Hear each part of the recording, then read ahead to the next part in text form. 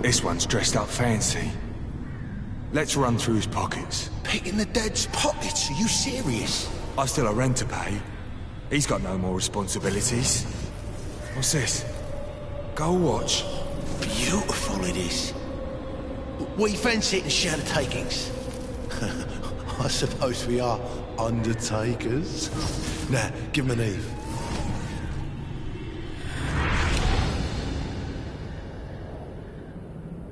That's impossible.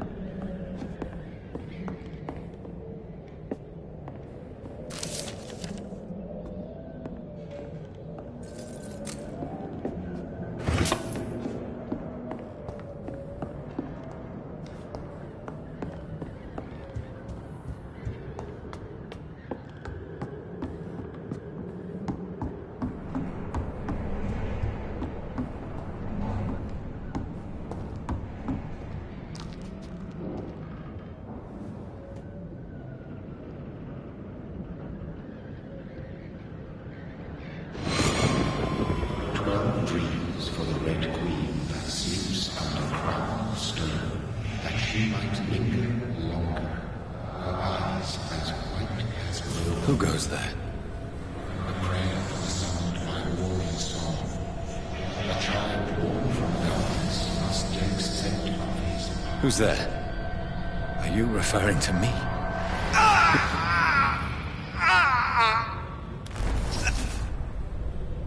No! No!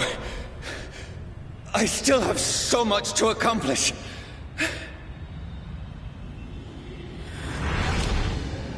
I still have so much left that needs doing.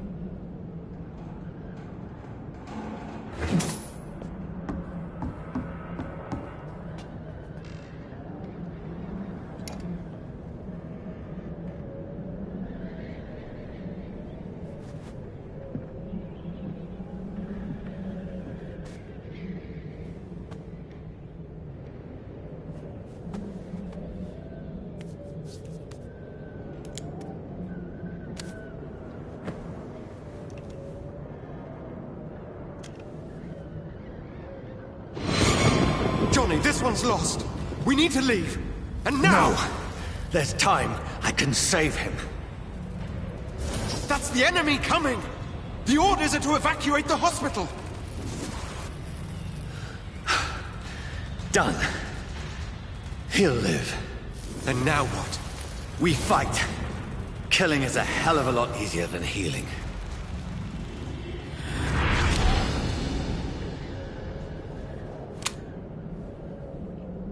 No, it never got easy.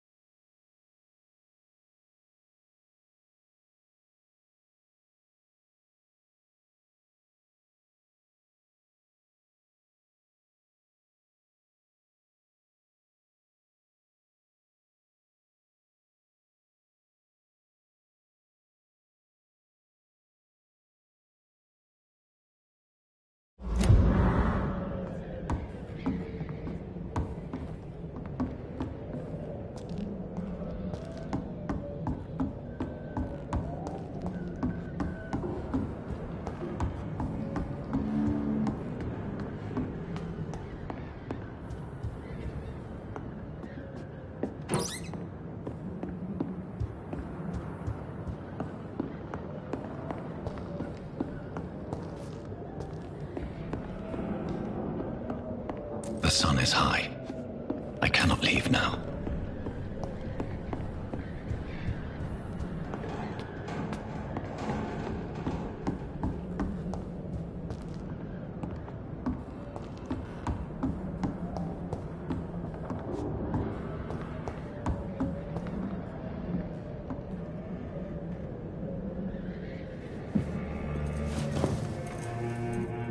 This makes no sense. None of it. No sense at all.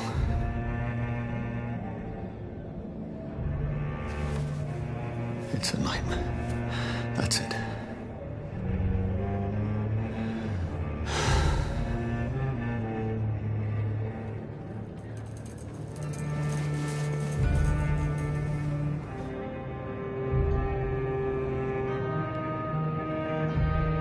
So be it.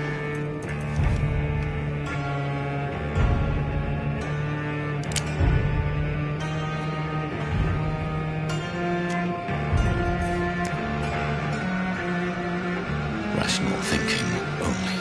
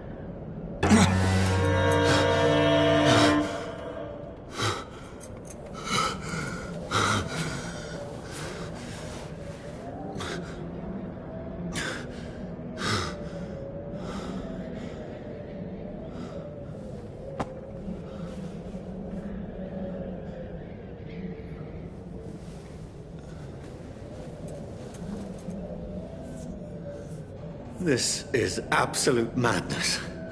I've lost touch with the real. Madness it is, as mad as the moon, who changes blinding sunlight into a glowing reflection.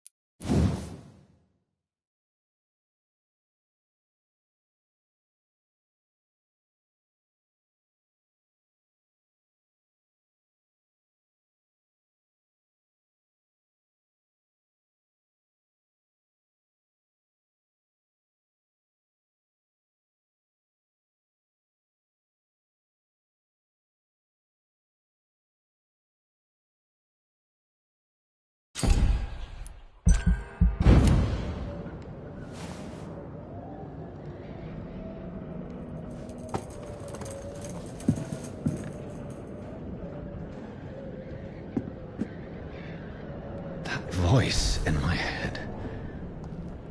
If I'm not mad, then it must belong to the one who made me what I am. I must find him to understand what I have become. Where is it? It's closed. These people want me dead. I need to leave now.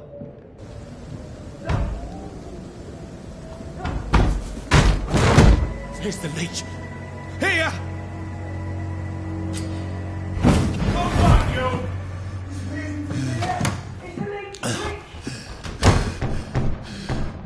My head's spinning. Oi! Come out, you coward! I cannot enter. Fucking beasts!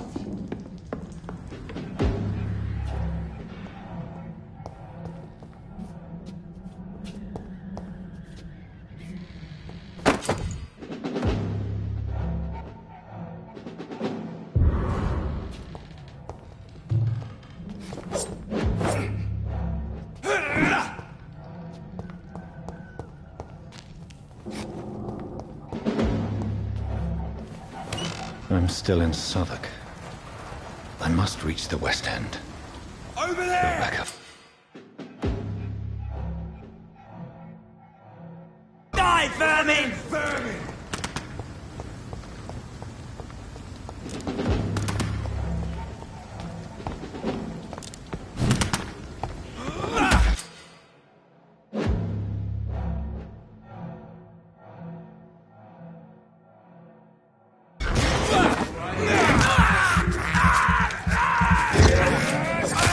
There's a strength I never knew I had.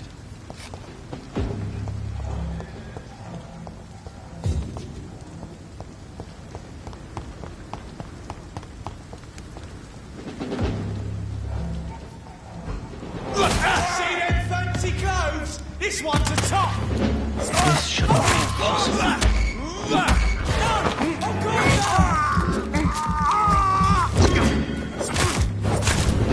Every sinew, every fiber of my being is afire. I feel like a child learning the limits of my body.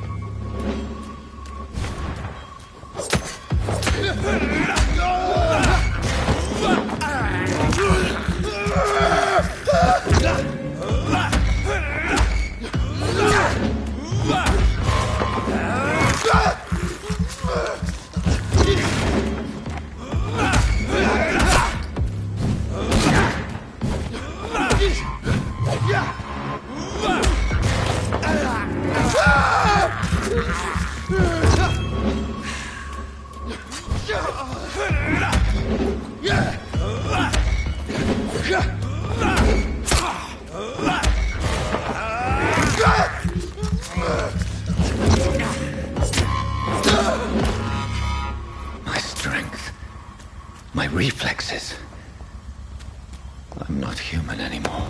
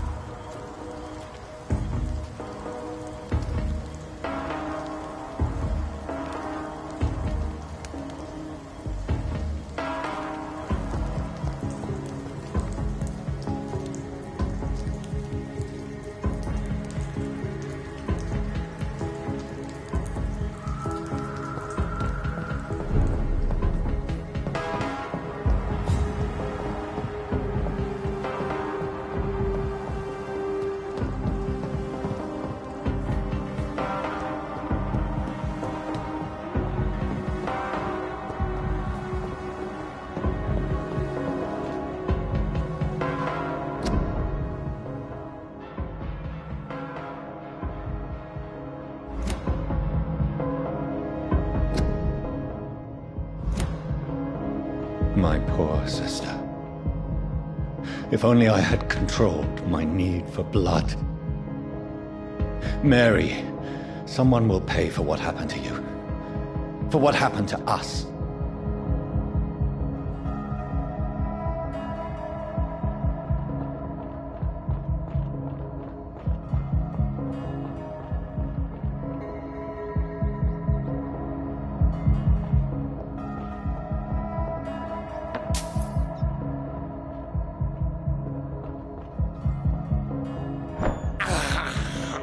I have this thirst for blood.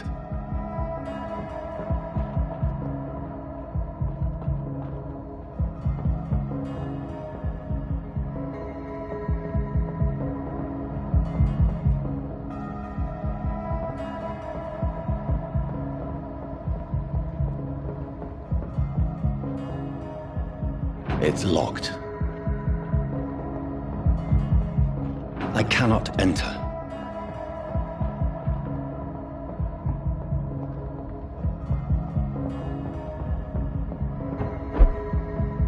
The dizziness from the jump. I can control it.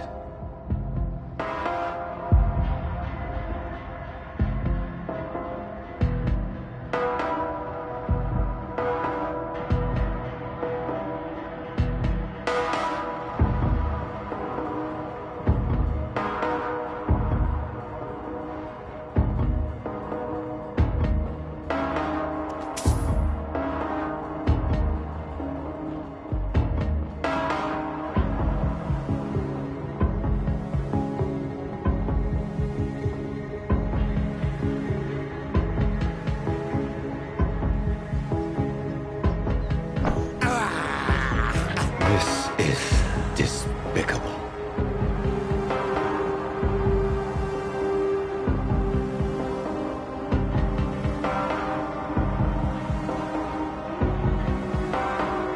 What will London have to say to me?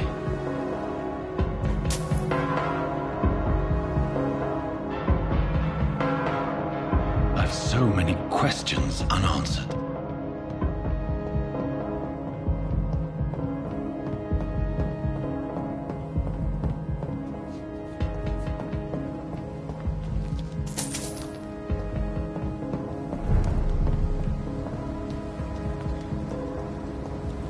Another corpse. Have the very streets of London become a mausoleum?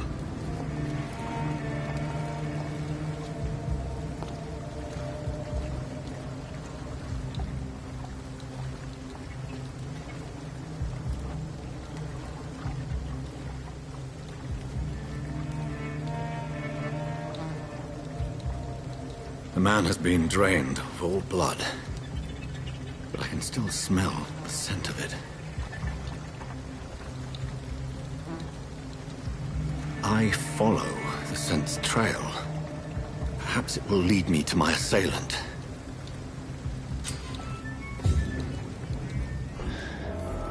Fresh blood. The smell is so strong.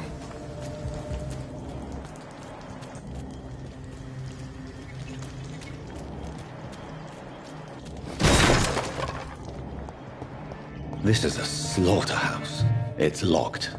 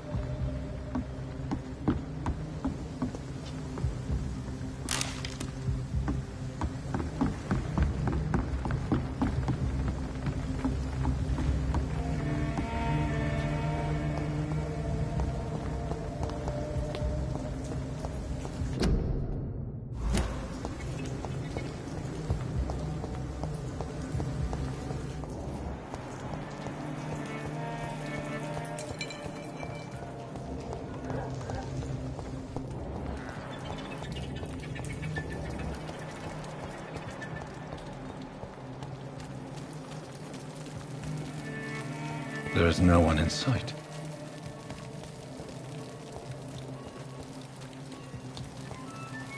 Where has everyone gone? According to the blood patterns, that's where the victim was attacked.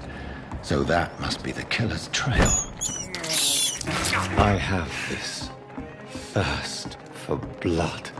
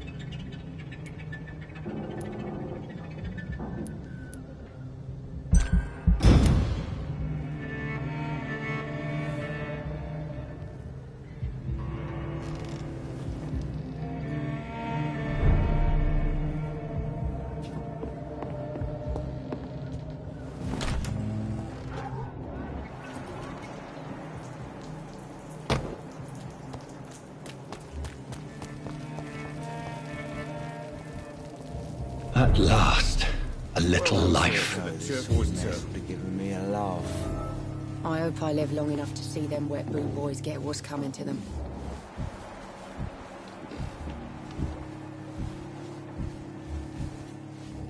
Damn it. I think drink no longer stirs me.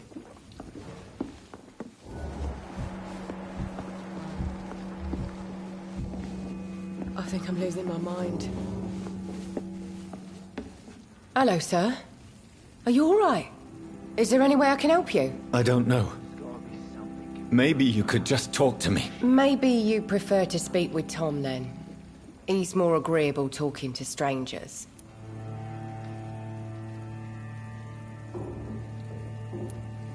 What is this place? This is Tom's bar, the Turquoise Turtle. I'm the barmaid here, Sabrina, if you want to know.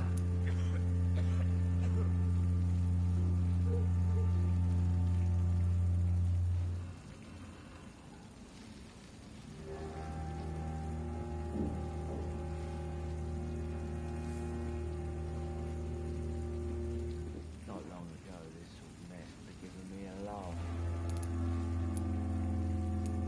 Are you always open this late at night? No, it's only since the epidemic started. Tom thought that people may need a safe place to stay.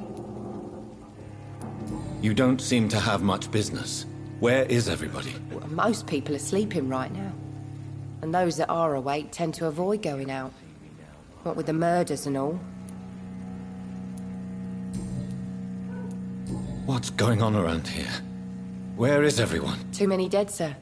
First the epidemic, now all these terrible murders. The murders? What can you say about them? Bodies found in the streets every morning. Drained of blood.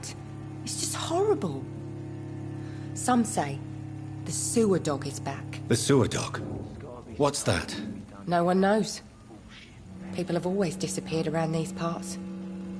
The ancients say it's the sewer dog coming out to feed.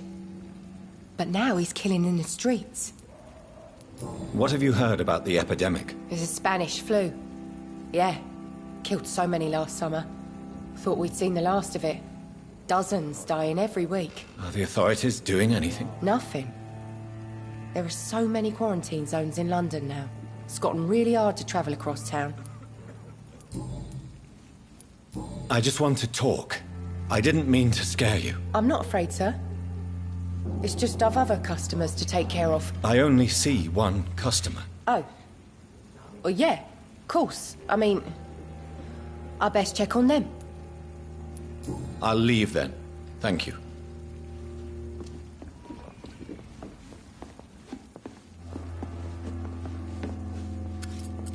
Good evening, sir. I wondered if I could ask for your help. Wow, you look like you need a drink. Yes. I apologize for my outfit. It's been a long night. Been there, seen that. Don't worry, things can only get worse. Has anybody entered the bar recently? Can't say. Sorry. I spent the night making love to that gorgeous bottle, see? This is important, sir. Are you sure no one has come in here in the last few hours? I don't know and I don't care. This is a free country. People still have the right to come and go, don't they? What's going on around here? It's like everybody is hiding. You must be new here. Have you not heard about the murders? Everybody fears the return of the sewer dog. Who is this sewer dog? It's the local bogeyman. Convenient answer for every crime that happened for decades. You murdered someone, blame the sewer dog, eh?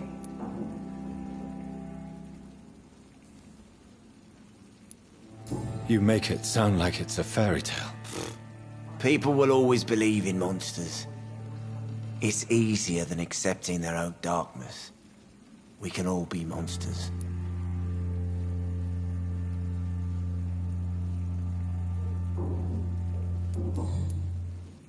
I'll leave you to your bottle then. He didn't deserve this. My God, sir, you look like Jonah's whale just spat you out of hell. Can I get you a drink? No, thank you. I'm not thirsty. Well, grab a chair and get some rest. This is going to be another long night. Why is it going to be a long night? You must be new around here. Don't you know about the murders? Tell me more about these murders. Every morning for the last few weeks, bodies have been found. And those poor sods didn't die of flu. Do the police have any leads on a suspect? Even before the outbreak, coppers never came round here. We're on our own. People die in these parts all the time, and no one cares. Where am I? Where is this place? You're at my bar, sir, the Turquoise Turtle. The last ray of light in this dangerous part of town. Aren't you scared? Scared of what? All the bad shit happens out on the foggy streets. And I never go outside. So you're open all night? Yep. Figured people might need a place to rest in these dark times. I'm looking for someone who might have passed through here recently. Wondered if you might help. It's been quiet tonight. The only other person I've seen went straight up to his room. Thought it was kind of rude, actually. You mean he's still here? Well, yeah. He paid for the entire week. Who is this man? What does he look like? Well, like a gentleman, I guess. Well-dressed, quite polite. A professor or something fancy like that. Always writing, reading notes. How long has he been here? He rented the room a few days ago and didn't say when he'd leave. I need to meet this man. I have questions. Just climb the stairs and knock on the first door. I heard him open his window, so I guess he's still awake. And, Yes? no funny business. You hear me? This is a respectable establishment. See me now, Mum.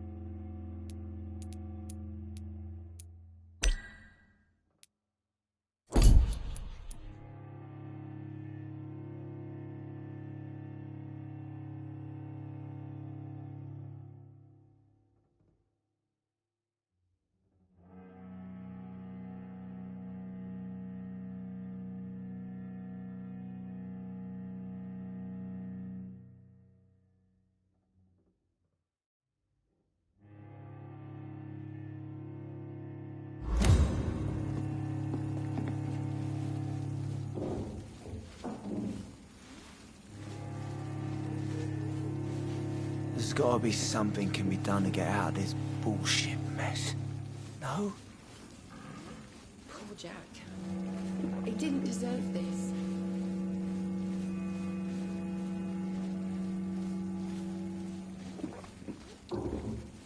Damn it. I think drink no longer stirs me. I think I'm losing my mind.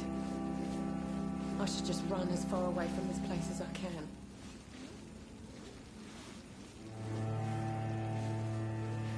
It's a good thing you cannot see me now, Mum.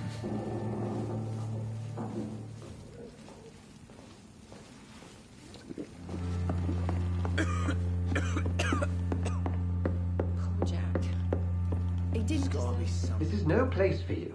Prewed has several patrols roaming the area. They do not pursue me. But they're looking for vampires, and they're most efficient.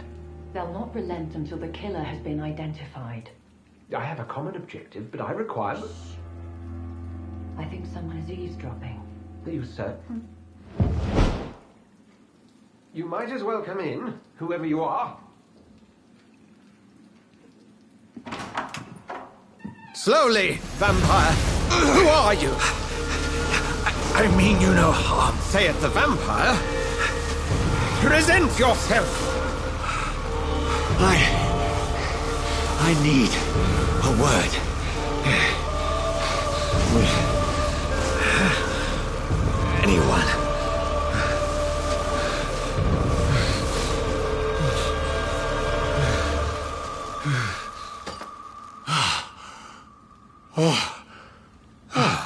Well, that's something I can do for you.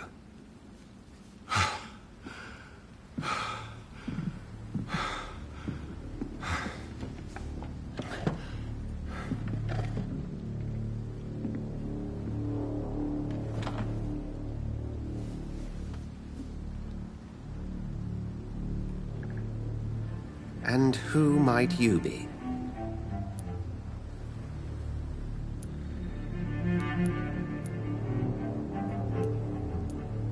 Tell me, who are you? First, tell me what you want.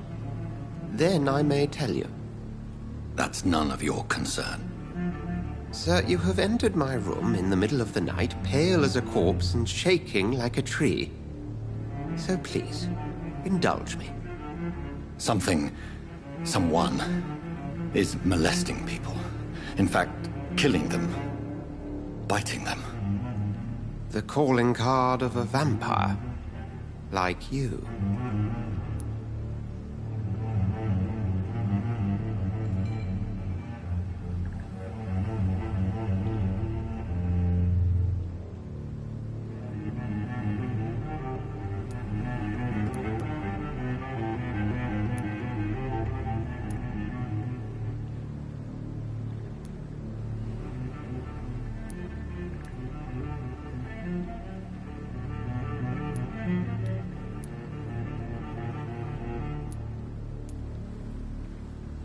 I've been hunted down in the streets and attacked. I'm a victim here, too. I believe you. Then if you are not a vampire, who or what are you? Dr. Edgar Swansea of the Brotherhood of St. Paul. I'm performing an independent investigation here in an attempt to understand precisely what is going on.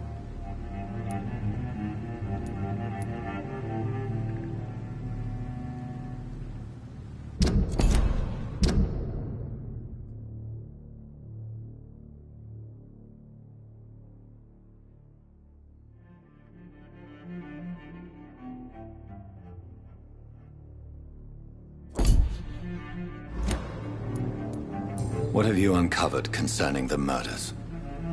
It started a few nights ago. Rumors of violent murders. The docks have always been, shall we say, somewhat unsavory. But this is different. How different? A vampire is at work here. Famished. Reckless. It must be brought to ground, and quickly. I heard another voice, that of a woman. Who were you talking to? Ridiculous. I've no idea what you're talking about. Something tells me not to trust you. Then the feeling is mutual. And what exactly is this Brotherhood? Sir, if the name is not familiar to you, then we shall discuss it another time.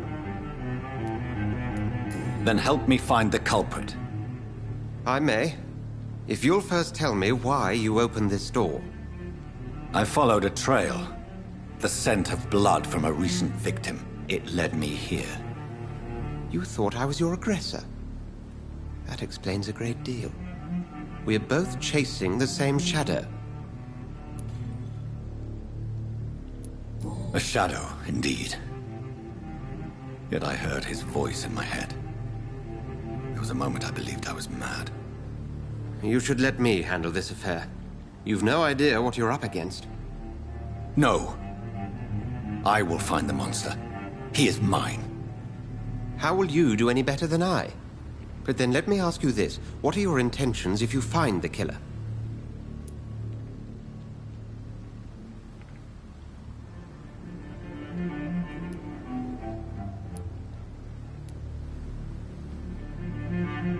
I will at last have the answers to my questions. Then I can only wish you good hunting. And pray we shall meet again.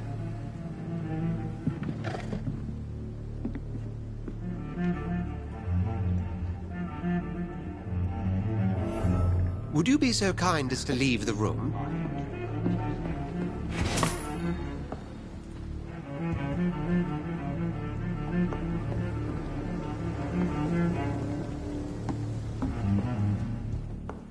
If Swansea is not my attacker, it means somebody else came here tonight. Someone must know something.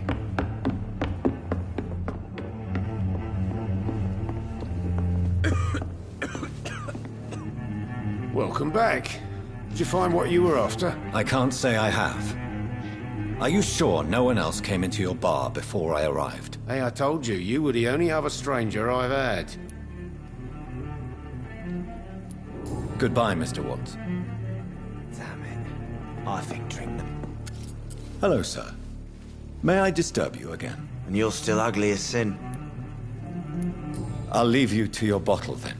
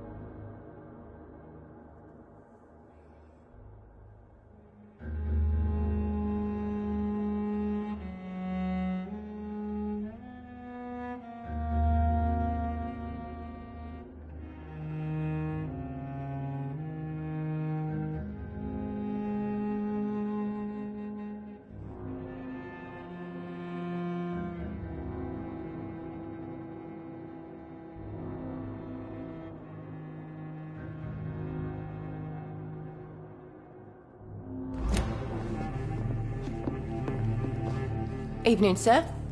Can I help you? I have a few questions for you. Well, if you must. I spoke to Dr. Swansea. He's not the man I'm looking for.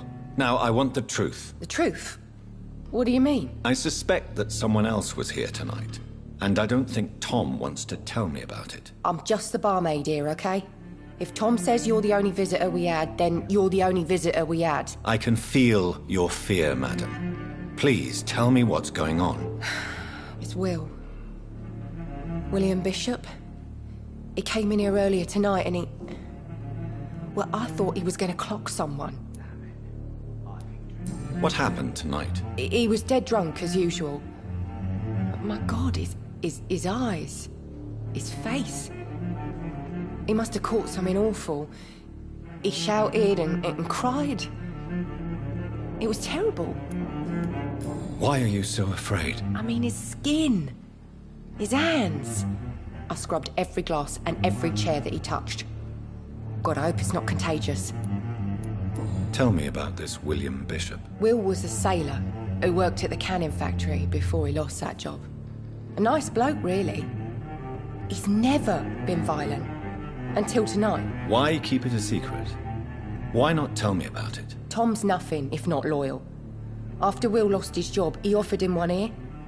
They used to be good mates. But recently, well... Will started to get very aggressive. I see. Thank you for your candor. I'll be sure to talk to Tom.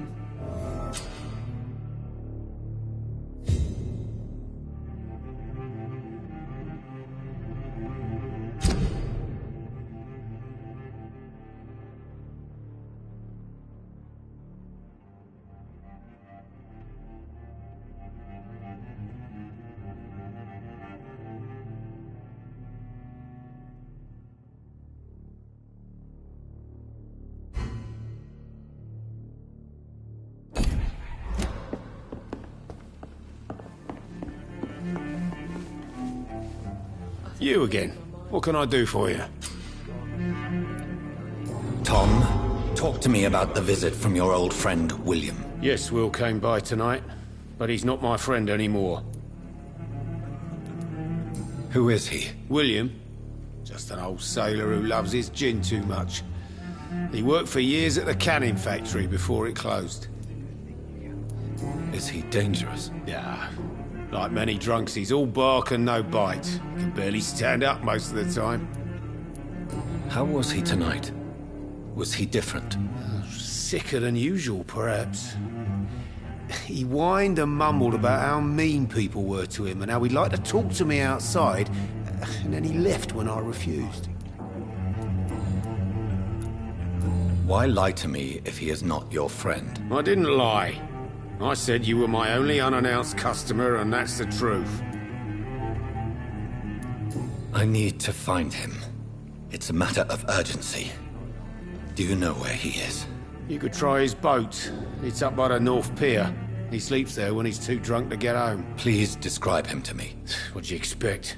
He's a tall, sick bastard with a bad rash and torn old clothes. William used to be strong. Now he's a mess. Thank you, Tom. If you see him, tell him I don't want him back here unless he cleans up his act, okay?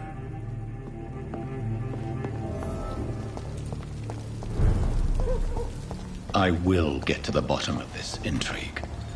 What's been done to me, to this city.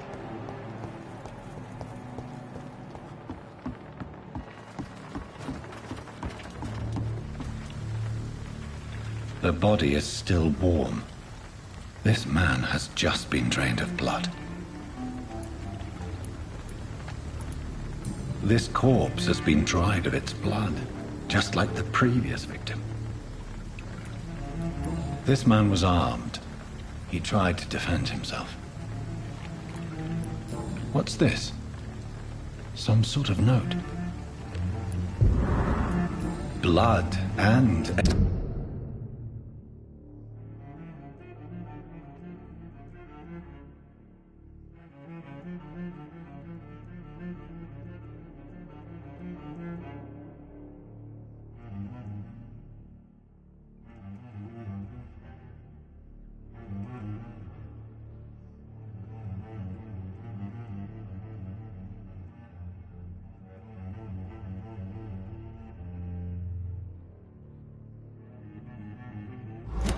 These men, they're a company of... There are blood splats on the other side of the canal.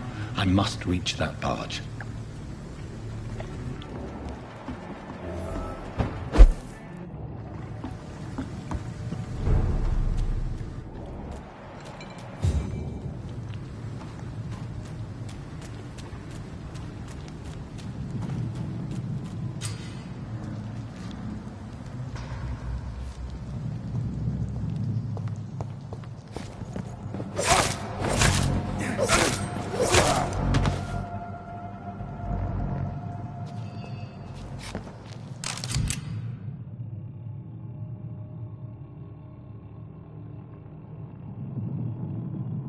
Ammunition crate. Good. I may need a lot of bullets. I feel like I'm back on the front line again. Let's head back to the wall fire. Shut that foolish mouth of yours. You have an armor cut to be wrong behind.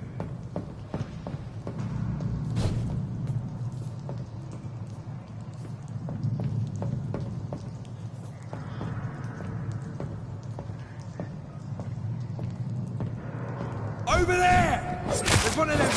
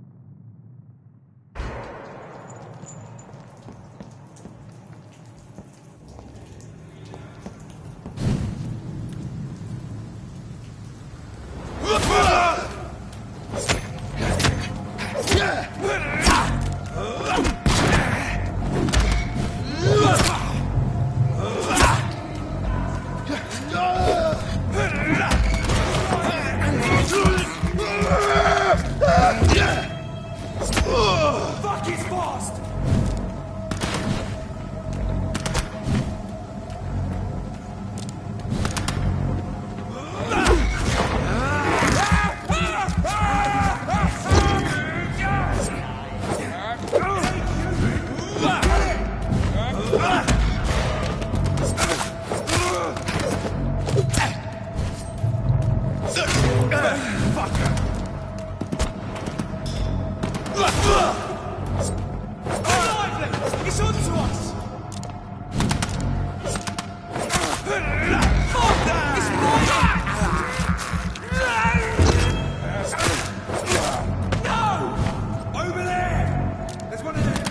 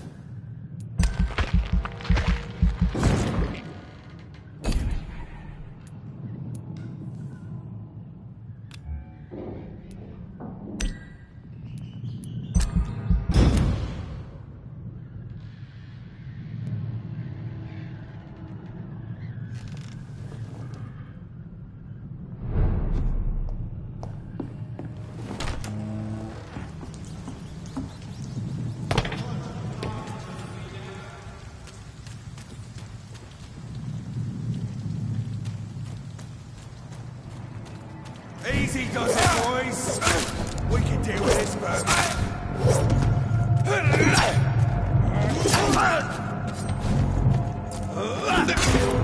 Vermin.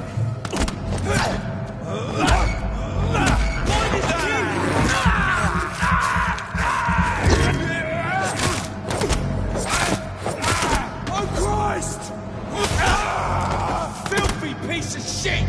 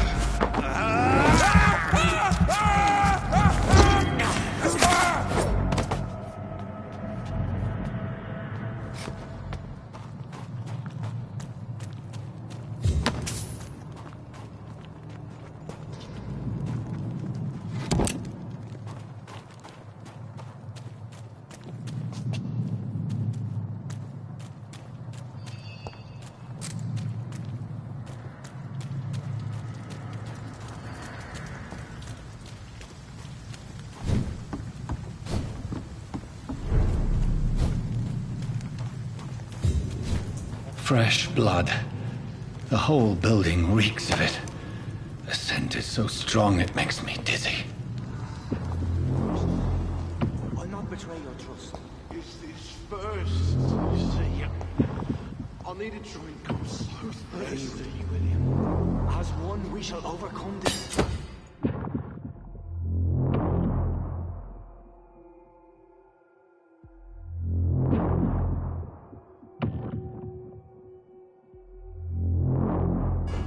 We've done it before.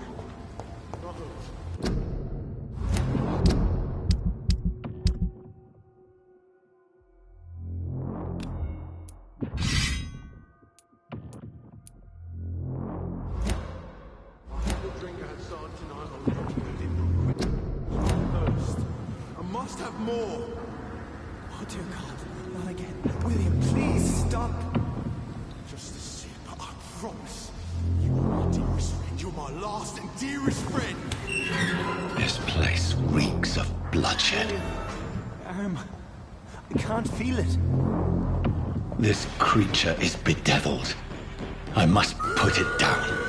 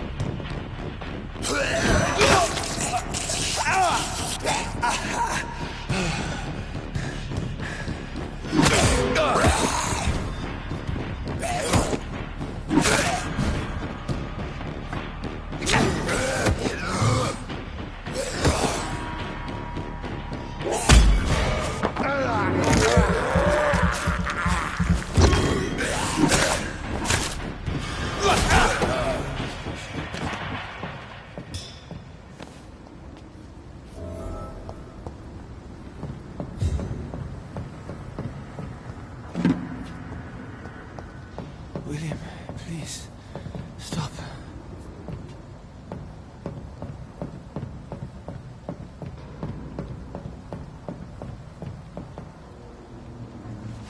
William was an honorable man. I could have saved him. Mr. Hampton, are you in there? I knew him well, another lost soul, a kindred spirit. Sir, listen to the sound of my voice. I'm a doctor. You're suffering from shock. I must return to my flock. They'll stray without me.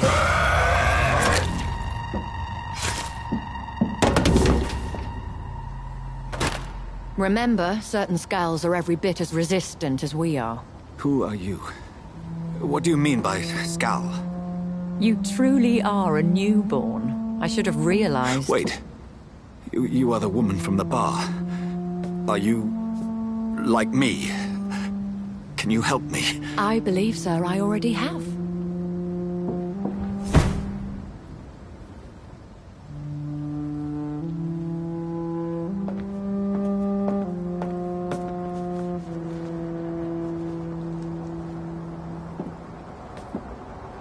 By George and the Saints, you've solved the mystery of these terrible murders. Patience, good fellows, I've come to offer help. Just give me a moment to secure my boat. We can leave this awful place.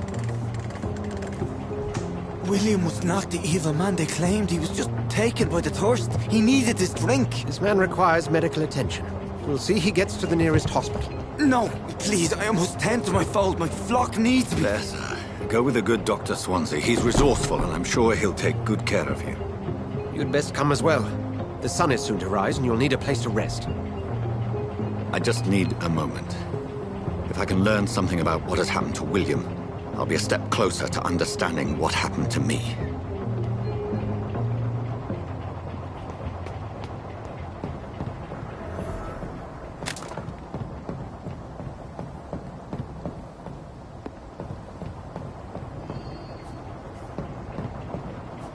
This poor creature can't be my maker.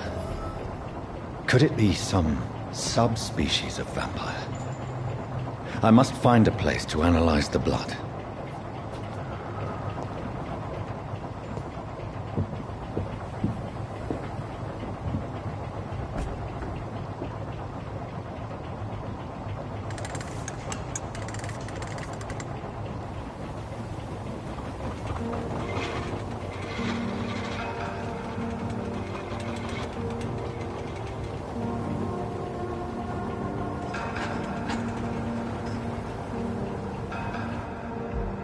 Where are we headed?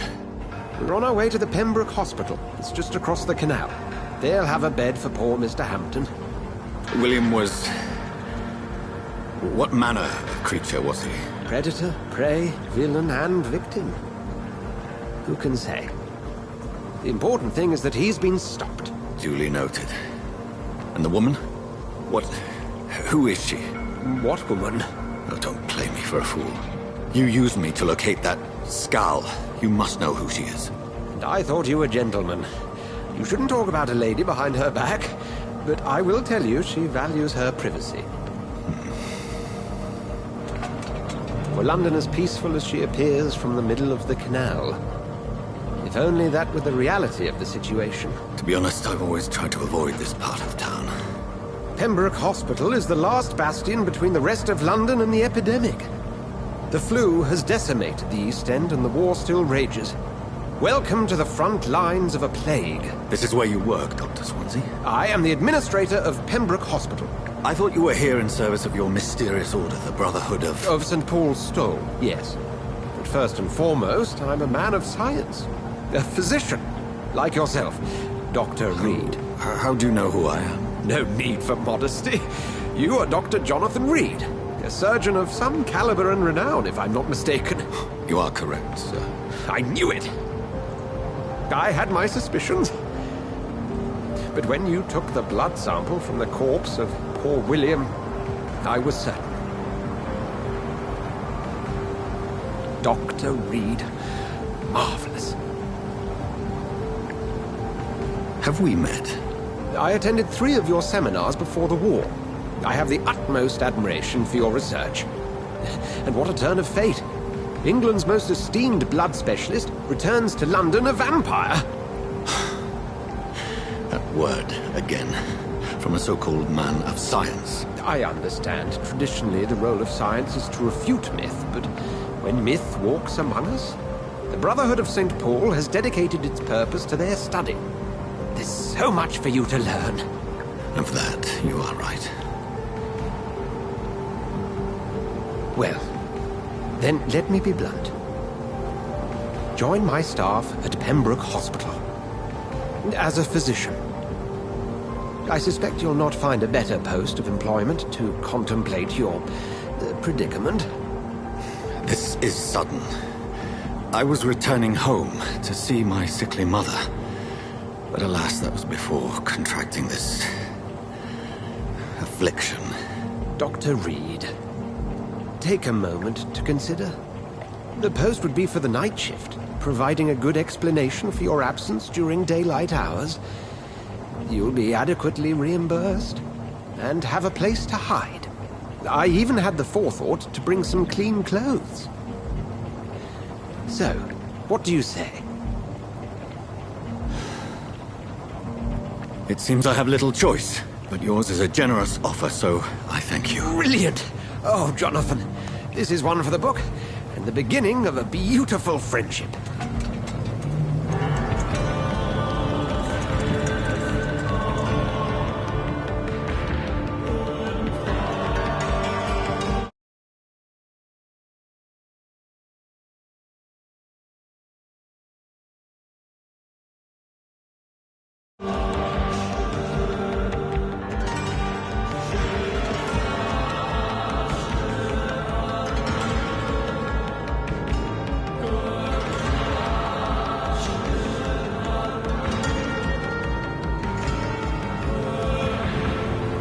Dr. Swansea, thank goodness. I was beginning to be concerned. Worry no more, Nurse Crane, for I bring good news. Oh, Doctor, what a night. We lost 2 more patients. Nurse Scow said she couldn't take it anymore and resigned. Yes, well, I'll make a new rota in the morning. In the meantime, find a good bed for Mr. Hampton. Be sure to pay attention to his needs. Of course, Doctor. Oh, and Dorothy? Yes, Doctor? Dr. Reed here has just returned from the front. He served King and Country and will be joining us here at Pembroke.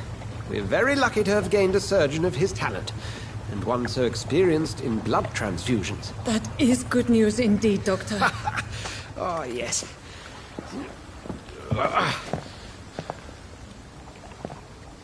Here at Pembroke, it's not what we have, but what we haven't. It's only thanks to Nurse Crane and the staff that our ship doesn't sink. If you have any questions, just ask her. Duly noted. Thank you. Your assistance is required, Dr. Swansea, immediately. Welcome aboard, Jonathan. We'll catch up after my rounds. Coming, Nurse Crane. I'm coming.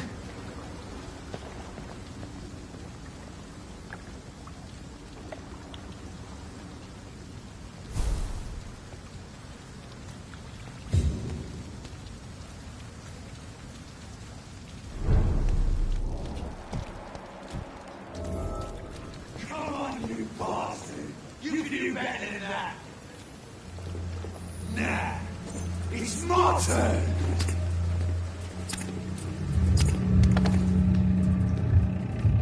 Rotten or pristine, each heart contains the seed of life. Drink at this river, try it all.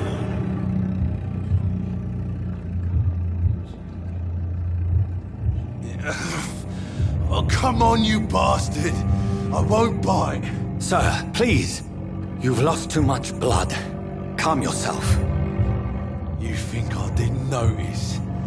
Stop your staring and get me to an hospital, you arse!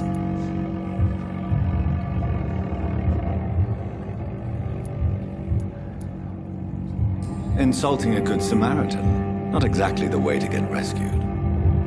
All right, sorry. I am in pain here. My guts are spilling out onto the street and you're yabbering on. Yes. That's a very nasty wound you've got there. Take my word, I am a doctor. Dr. Jonathan Reed. Name's Clay Cox. I'd appreciate you helping me to a better place, Doc. Follow me, Mr. Cox. Let me assist you to that better place.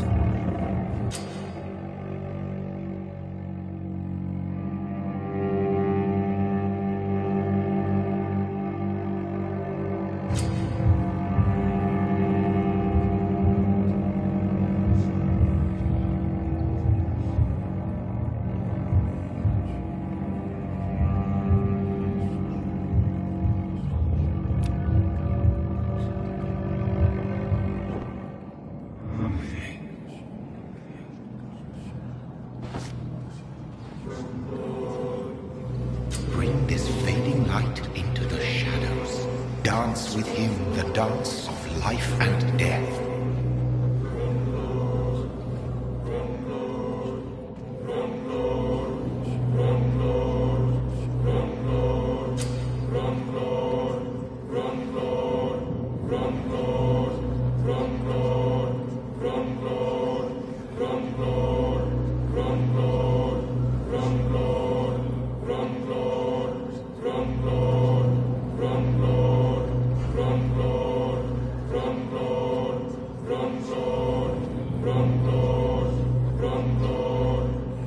No more.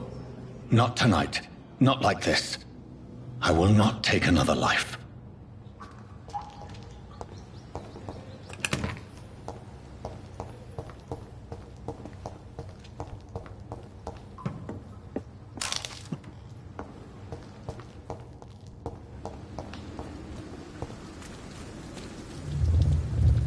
It is wise for the huntsman to sometimes let his prey go, but no famished hunter can run for long.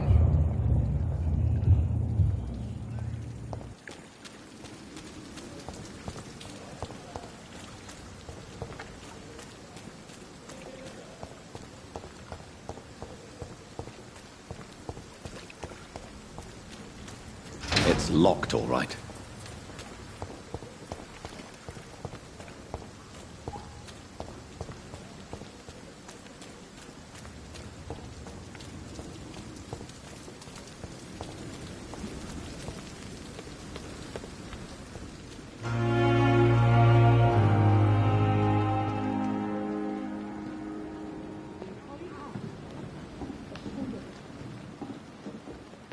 Good evening, sir.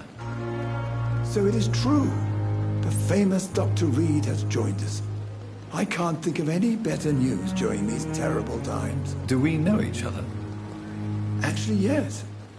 We met once before, at the Rockefeller University in New York. Dr. Tippett, yes, I remember. I was assisting Professor Carell in his research about coronary bypasses. He had nothing but praise for you. He was also very confident about your future. And look at you now. Eminent surgeon and blood transfusion specialist.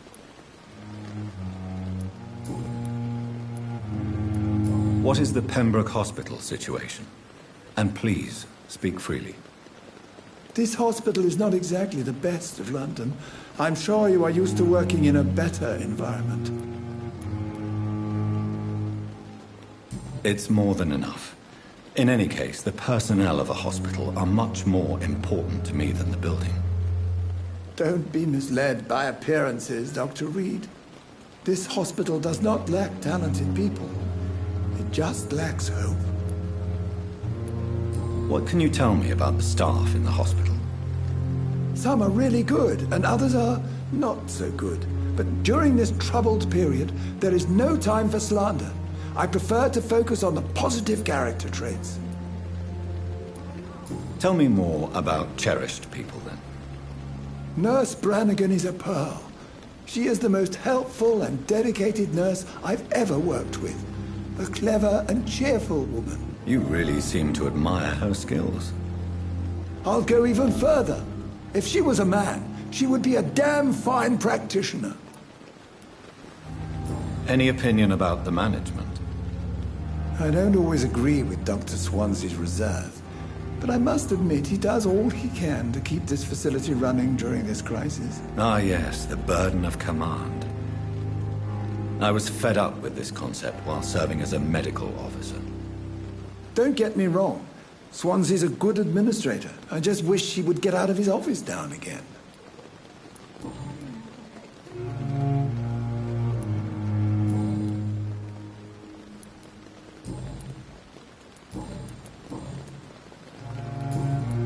Goodbye, Dr. Tippett. Good evening, nurse. I'm Dr. Jonathan Reed, the new surgeon here at the Pembroke. Dr. Swansea has already told us about you, sir. I'm Nurse Gwyneth Brannigan. Welcome to the Pembroke Hospital. Did he really? It's a good thing I wasn't hoping to keep a low profile. All members of staff have already read about your new blood transfusion technique. Dr. Swansea made sure of that. I see. Well, I'm a little surprised, but I suppose I'll just have to deal with this unexpected notoriety. You must know, blood transfusions are Dr. Swansea's primary subject of research. He is convinced it is the future.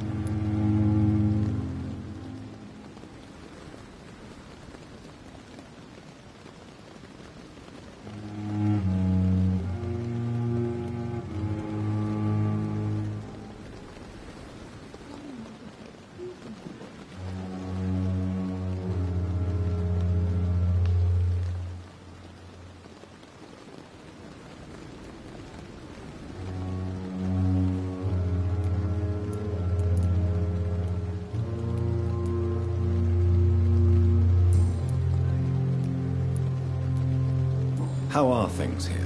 Not good, to say the least. We're struggling against an invisible enemy, more lethal than any bullet from a gun. It's hard, Doctor. An invisible enemy? Quite a poetic term for a disease, especially from a nurse. Sorry, Doctor. These last few weeks have been exhausting. We could all do with a good night's sleep.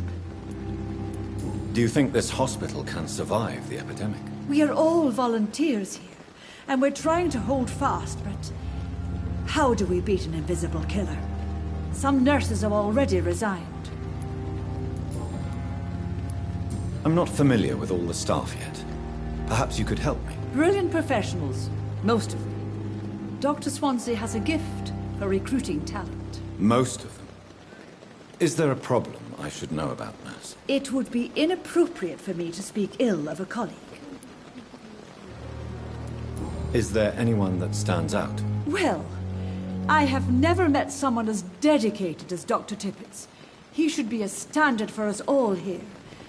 If only he were younger.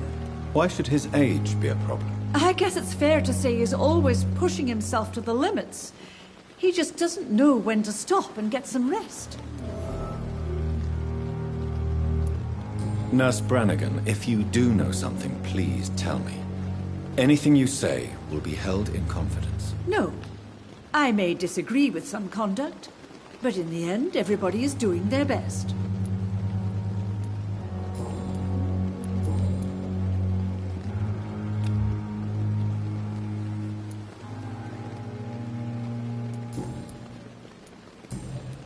Goodbye, nurse.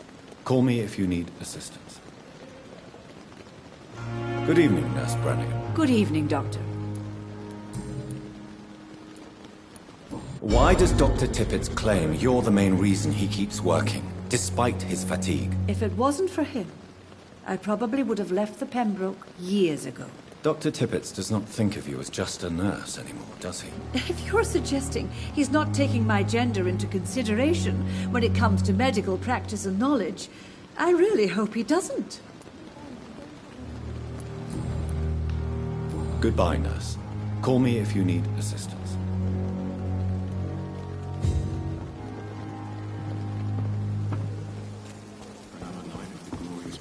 Dr. Swansea asked me to collect you, Doctor. Doctor, where have you been? I've little time to play hide and seek with new staff members, no matter how illustrious they may be. I found a wounded man by the docks. He answers to the name of Clay Cox. He requires urgent medical attention. Already making the rounds? That's the Pembroke spirit. I'll ask our porter, Milton, to bring him back immediately. Thank you, nurse. What can I do for you? Dr. Swansea insisted we provide you a quiet office. You'll find it on the second floor with your name on the door. Thank you. Nurse Crane, isn't it? Yes, Dorothy Crane. Welcome to Pembroke Hospital, Dr. Reed. Your office has been prepared. I would like to ask a few questions first.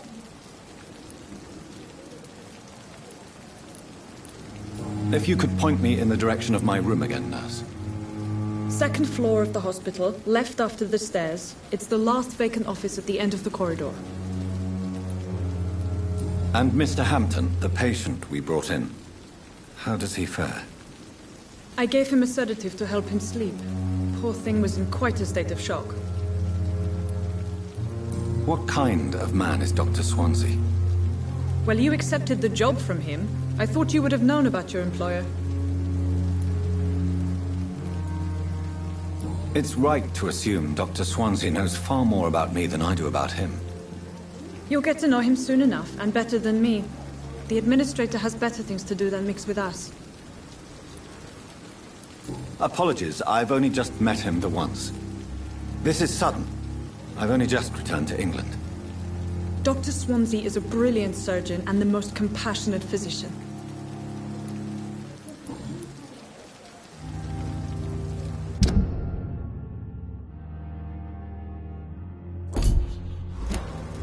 Thank you, Nurse Crane.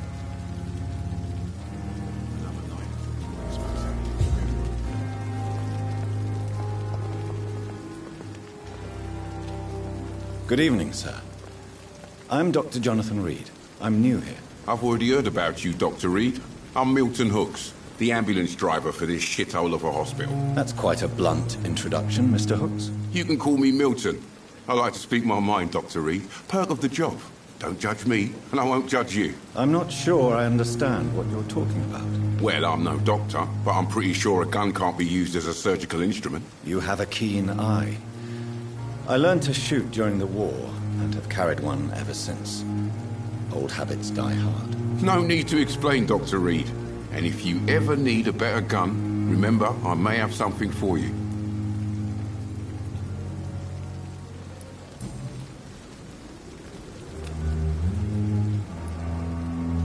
Are you really smuggling weapons through the hospital? And why not? I've already been attacked by patients, you know. And by gang members willing to steal my money. But you're not defending yourself. You're selling guns to civilians. You keep people alive your own way, Doctor. I offer them another way to protect their health. So what do you do exactly in this hospital?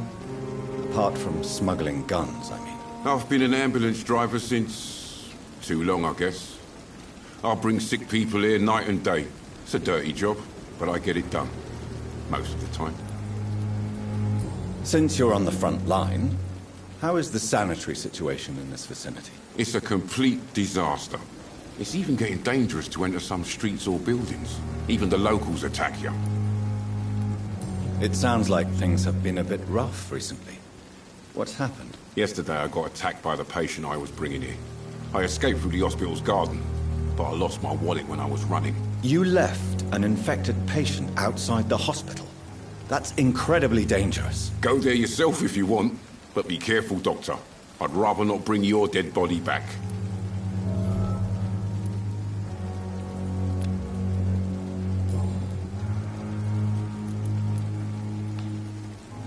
How is the situation around here? You want to hear the situation is all right?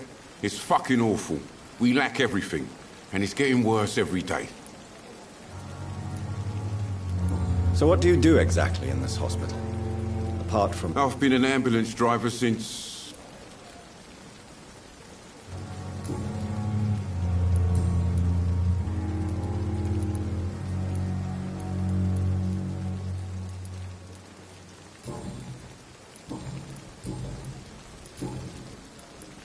I'd like to see your... Wise choice, Dr. Reed.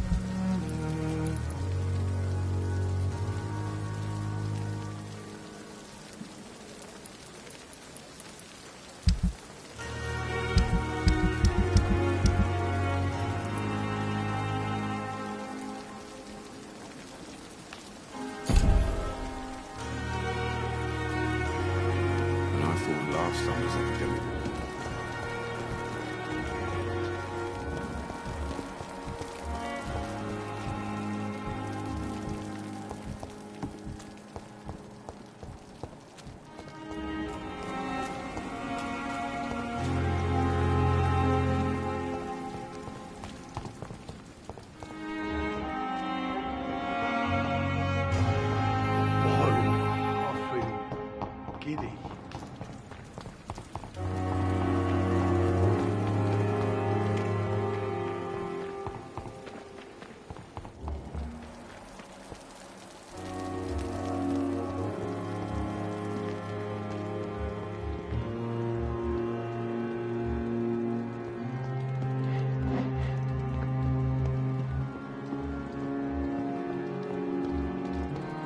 Dr. Swansea is right.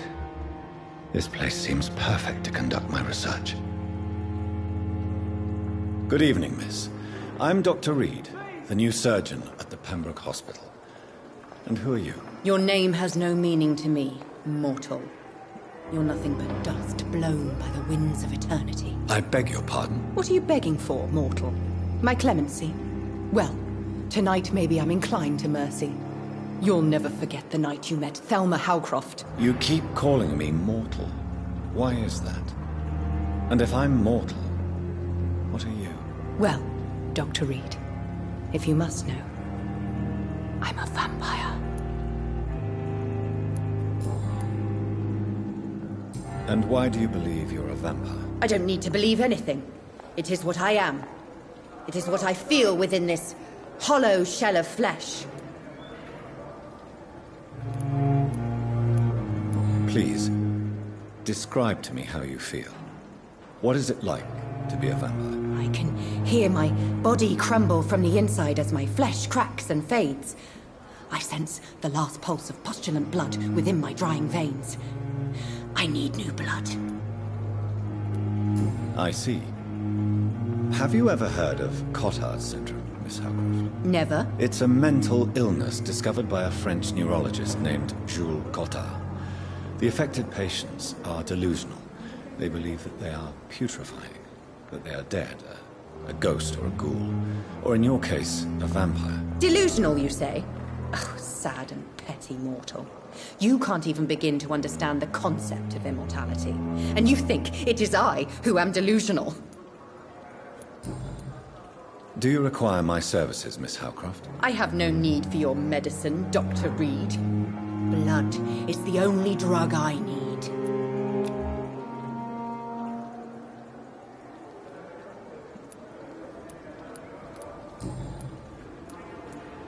Who are you really, Miss Howcroft?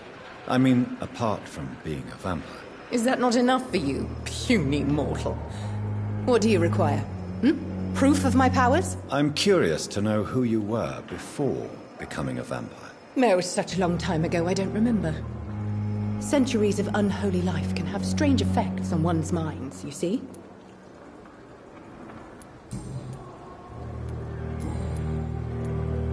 I'm assuming you must be a patient here. Am I right, Miss Howcroft? It's only a cover. To hide from my enemies. I can leave whenever I want. As a woman, a spirit, fog, or bat. Who are these enemies you mentioned? Can you describe them? I cannot say for sure. But I sense their eyes on me from nearby. I feel them watching me every time I visit the garden near the morgue. The staff here are not your enemy. They're here to help you, to care for you. I'm not speaking of the doctors in white. I'm speaking of the men and women who hunt me. For I am a vampire. I see. Don't worry. These people will not find you here. I'll personally make sure they leave you alone. Thank you, mortal. But do not interfere with them, for you are no match for those that hunt me.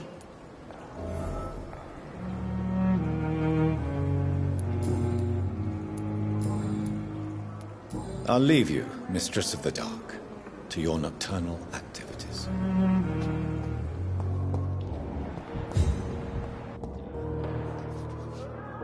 Good evening, nurse. Good evening, Doctor. I don't think we've been introduced yet. My name is Pippa Hawkins. And I'm Dr. Jonathan Reed. Dr. Swansea has recently offered me a position in this hospital. Well, it's a euphemism that your help will be appreciated, Doctor. How would you describe the situation at the Pembroke Hospital? It's serious. The flu is wreaking havoc amongst the staff and patients. We are running out of everything. Nurse Hawkins, the Spanish flu won't last forever. Even the Black Plague didn't kill everyone. I wish I could believe you. But what if this epidemic was worse? What if in the end, nobody was spared? You must get a hold of yourself, nurse. Sorry, I'm exhausted. No one has any idea when this epidemic will be over.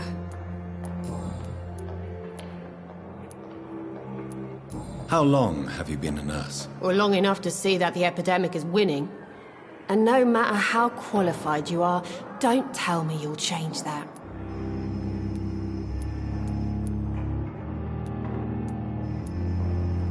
You'd be surprised what dedication can achieve, Nurse Hawkins. In medicine, sometimes we're just a test result away from a miracle. Sorry, Doctor. I don't want to sound bitter, but I'm just too tired to give a pep talk like Nurse Brannigan. How is the Pembroke staff coping with the epidemic? Well, not well. Milton, the ambulance driver, is even more grumpy than usual, especially concerning doctors.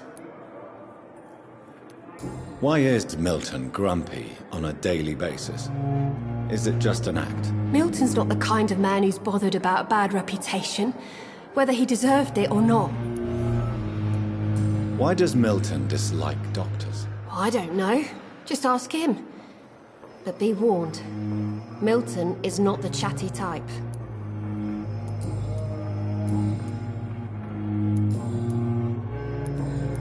Goodbye, Nurse Hawkins.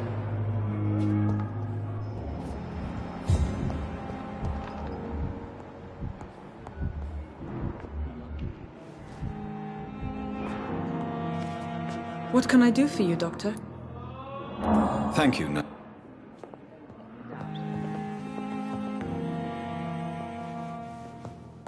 I will not let you down, my boy.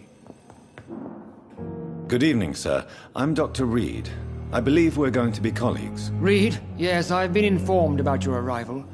I'm Waverly Ackroyd. Welcome aboard, I suppose. Does my arrival inconvenience you in some way, Dr. Ackroyd? Let us just say that I don't particularly share Dr. Swansea's enthusiasm for hiring you. What we need here are reliable professionals, not overrated dabblers.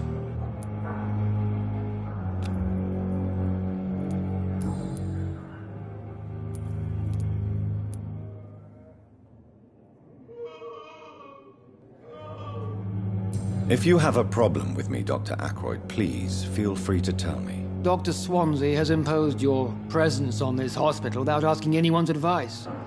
The benefit of his position. But I don't agree with it. I know we've never met before, but I believe this hospital could use all the help it can get. You will agree with that, I'm sure. Oh, but I have heard about you, Dr. Reed. Of course you can't say the same about me, since I have not wasted my time courting the press.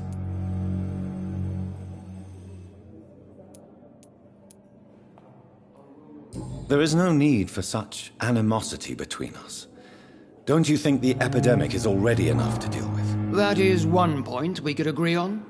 And that is precisely why I want to be sure that you will be of help to this hospital, instead of a burden.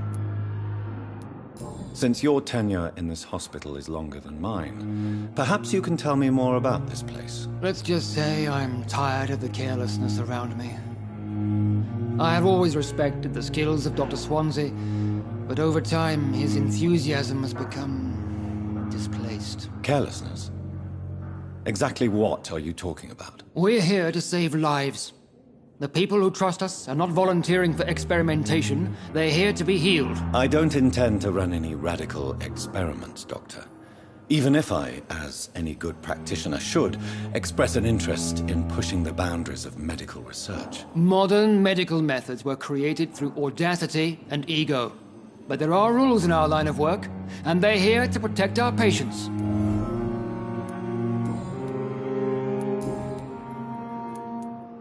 I don't know what you've heard about me, but I have already proved my value as a practitioner. I don't question your skills, Dr. Reed, but your motive. Is it money, fame, or are you truly dedicated? And what exactly is that supposed to mean? I served in the war just like you. But unlike you, I did not use the wounded to play the modern sorcerer. Be careful what you insinuate, Dr. Ackroyd. I only want you to admit you used those men to improve your theories.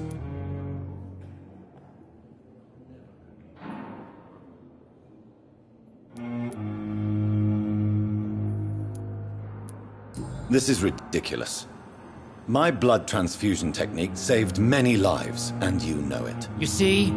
That is exactly what I hate about people like you.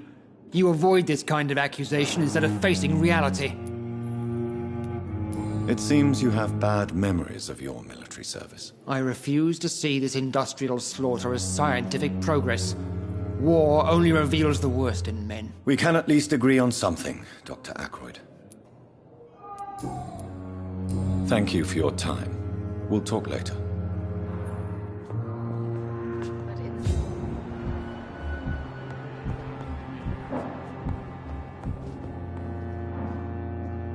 Good evening, sir. I'm Dr. Reed. May I help you? I don't know if a third opinion is needed. Your colleagues are already arguing about my condition. I see. Would you mind telling me more about your situation? I'm Harvey Fiddick. All I want is to get me bloody arm fixed properly.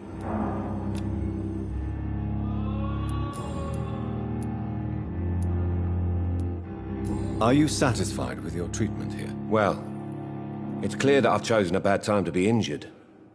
Forgive my bluntness, but you seem overwhelmed by cases of the flu. I won't lie to you about it. I'm afraid we are. Are you sure you don't want to operate yourself, Dr. Reed?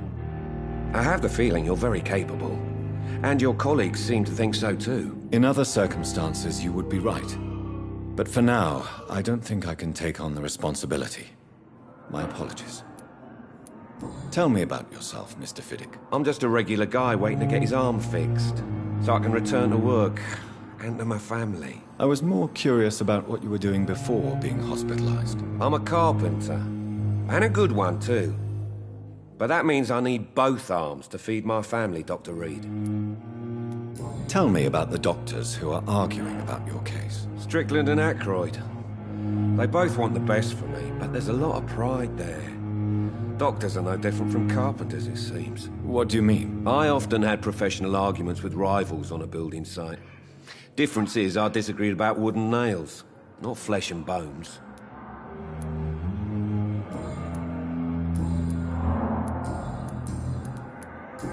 Is there anything else that's bothering you? Can I help in any way? I'm all right. Considering the state of this place, I should consider myself lucky, I guess. Goodbye for now, Mr. Fiddick. I'll see you later. You always knew the words to calm the children, Ellen. As for me, what a blundering idiot. Good evening, sir. Doctor.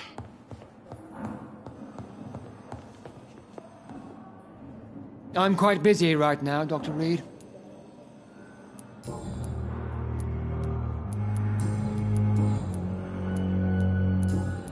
Thank you for your time.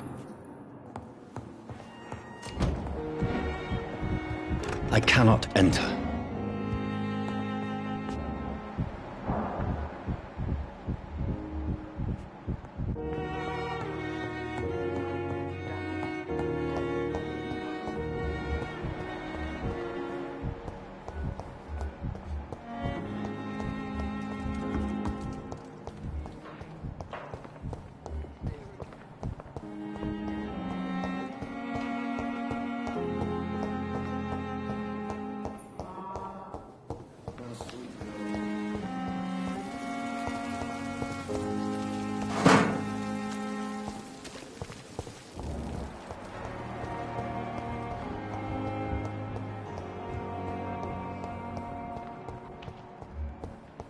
Thelma Howcroft said she was being watched by vampire hunters.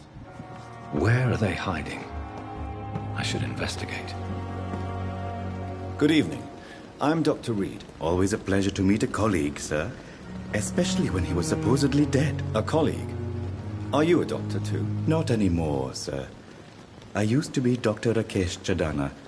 Now, I'm just Mr. Chadana. Pawnbroker and humble guardian of this morgue. What do you mean, you used to be a doctor?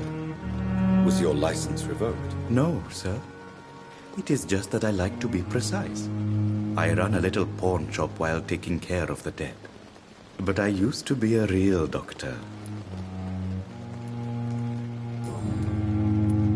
Do you work here alone? Yes, very easy work, sir. All I have to do is watch a few bodies. The situation was very different when the main morgue was still open. Why do you have to watch these bodies? Because these poor fellows have no names. We keep them in case someone comes looking for the missing. Sadly, very rarely happens. Why close the hospital's main morgue? It was for sanitary reasons after the beginning of the epidemic. Cadavers had to be moved to the nearest mass grave.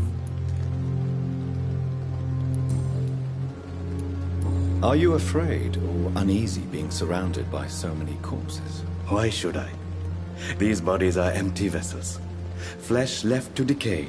Poof. No soul anymore. All gone. An interesting point of view. And quite an exotic one, too. Most people fear, or at least have a respect, for dead flesh. Sir, as a medic during the war, I learned to face my death and the death of others. It's the pain we have to tame, not death itself. How did you get this job? After I left the army, I worked as an undertaker down by the docks. A dangerous place with many an unpleasant business there. Milton Hooks helped me get a job here.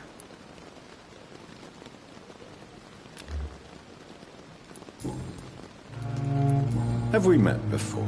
I don't think so, sir. Why? When we first talked, you said you were glad to meet me since I was reported dead. Funny story, sir. Your sister came here a few nights ago. You were missing, and she was looking for your body. She must be very relieved now.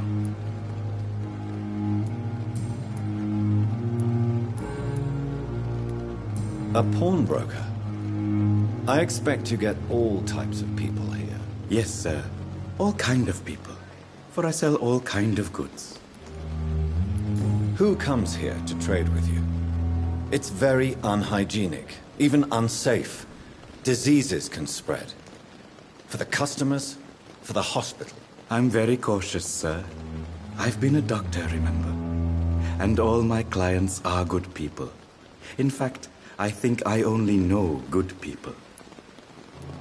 What kind of goods? With the quarantine, it's not always easy to buy things. So I trade, I exchange. Some people sell, some others buy. I like to help. Since you're not afraid of dying, do you believe in life after death, Rakesh? No. I believe we must do all the good we can while alive. For our time is short, and the obstacles are endless. Do you think you would enjoy immortality as a concept? I don't think so. Don't mistake me. I love life, and I'd like to live a long life. But everything has to decay, sir. Even goodwill. Do you really believe goodwill cannot last? As I said, sir, everything decays. If I was to never die, goodness, I would be bored or worse. And I like to be helpful, sir. Quite depressing, wouldn't you say? Yes, but the good news is we'll all die before losing our humanity, sir. So you're ready to die? No, I am not. I don't fear death, for I won't see it. What troubles me is the pain my death will inflict to those I know. You're a wise man, Mr. Chidana. No, Dr. Reed. I am a foolish man. But I like to think otherwise. Please show me what you have to sell. Of course. It's just trinkets and curios, really. But I'm sure they can be useful.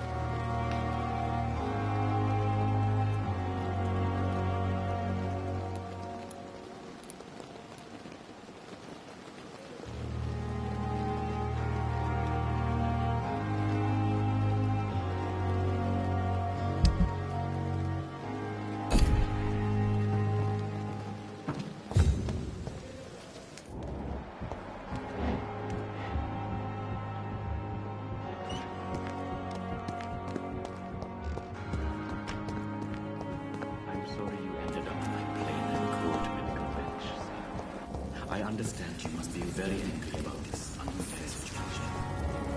I managed to arrange to have you buried in the same mass grave as your wife. I hope that might help.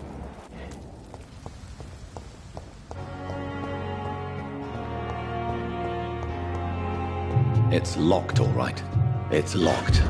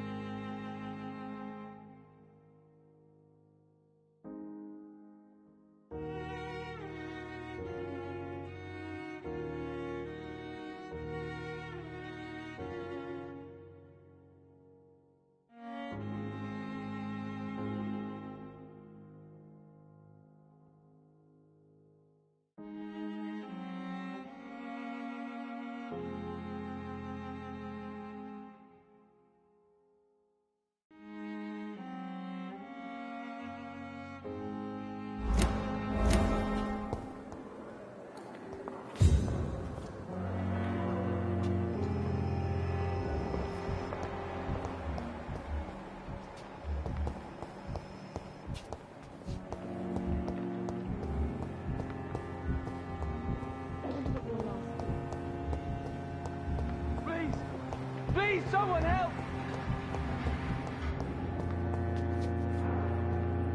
Good evening, sir. Can I help you? Unless you're here to fix my face. No. I don't think you can help me. I'm Dr. Reed. I've recently taken the position of head surgeon here. War injuries, am I right? You guessed right, Doctor. German shell took my pretty little mug right off. But they still call me Thomas Elwood. How is your stay with us, Mr. Elwood? Oh, it's bliss. I just escaped death in the trenches to be surrounded again by the moans of the dying. Can I ask you precisely why you're a patient here? It's the pain, sir. The drugs don't work. It just hurts under the scars, if you get my drift. Can I do anything for your pain? Nurses gave me a bunch of pills. No effect. Told you. It's like the flames are under my skin, burning away.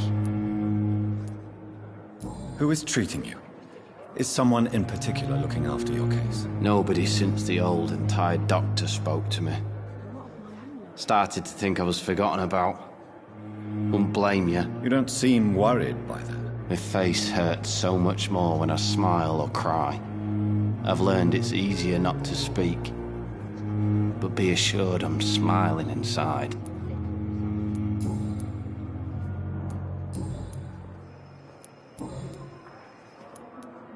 Where were you stationed, sir? Did you serve for long? I really don't want to talk about all this shit. No offense. I was pushing too much. I served in France myself. I just wanted to know what happened to you. You were an officer, weren't you? Then I doubt we fought the same war, sir. No offense.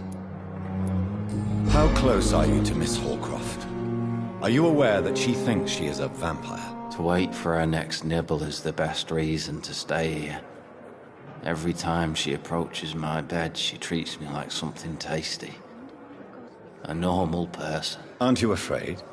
She may hurt you if the game goes too far. She's quite harmless, I can assure you. Her head's broken inside is all. While I'm busted on the outside. But she's still beautiful. Living proof that there's hope for me.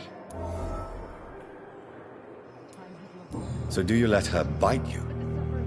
You know that's not sanitary. And why not? She's only supping a few drops of my blood. And the pain, it's real for once. She could decide to bite less willing patients. Then it's another good reason for me to stay here, Doctor. You do realize she's mentally disturbed. It's called the Cotard syndrome. She truly believes she's a vampire. In her madness, she never refers to my scars. And frankly, if I could, I'd join her world. It seems much more fun than the real one. Soldier, do you need assistance? I'm fine. Just do something for this pain, will you? That's all I'm asking. Goodbye for now, Mr. Elwood. Damn. Pain. Here again. Good evening, Nurse Hawkins. Good evening, Doc.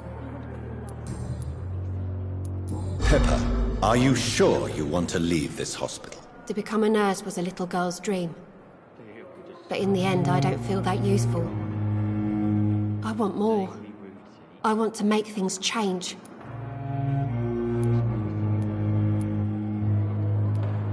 But you're doing something important here. For all the patients who need your help. We save lives, sure. Each time we send a cured patient home, it's a relief beyond words. But since the epidemic, I feel so powerless. Goodbye, Nurse Hawkins.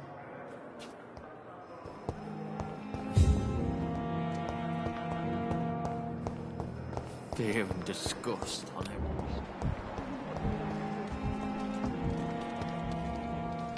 Good evening, Milton. Good evening. Do you know that Nurse Hawkins is thinking of leaving the hospital? That's not a surprise. We've talked about it already. Does it not bother you? Sometimes I think she may be right. We should run away while we can. Question is, where can we go? Where is it safe? Why do you have such a mediocre reputation among your colleagues, Milton? Fuck them. Nobody knows the horrors I've seen since working here. This city was sick long before the epidemic, Dr. Reed. I know it's a difficult task, but correct me if I'm wrong. Is this not the job you are paid to do? I've seen babies left to die while their brothers were properly fed. Underage girls and boys sold to all manner of perverts. I'm sorry, I don't know what to say. Yeah, exactly. We lack words. So excuse me if I don't look on the bright side of life. Goodbye, Milton.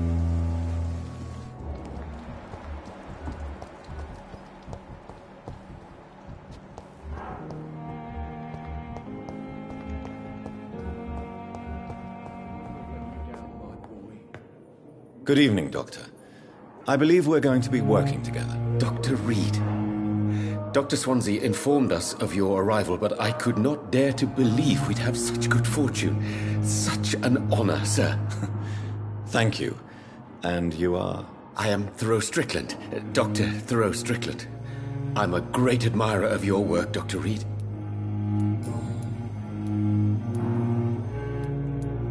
Please, could you tell me something about yourself? I'm a great admirer of your work concerning blood transfusion, Dr. Reed. I run my own experiments. I'm convinced it's the future. What made you choose to be a doctor? I'm not ashamed to admit you and your work have inspired me. I am honored to have the opportunity to work by your side. It's always a pleasure to share scientific and medical knowledge with someone eager to learn. I'll be glad to help you if I can. This epidemic may be the century's most terrible disaster, but I'm convinced that we, as doctors, are the only ones able to defeat it. I based my technique on my mentor's research. He helped me perfect my method. What is yours? I'd rather not talk about it. For now, it's just theories and first approach. My process is purely experimental and unsuccessful. As long as you're cautious and methodical, you may remain empty-handed, but you won't fail. You're not the first one to warn me, but I am convinced knowledge is the main weapon against the ravages of this epidemic.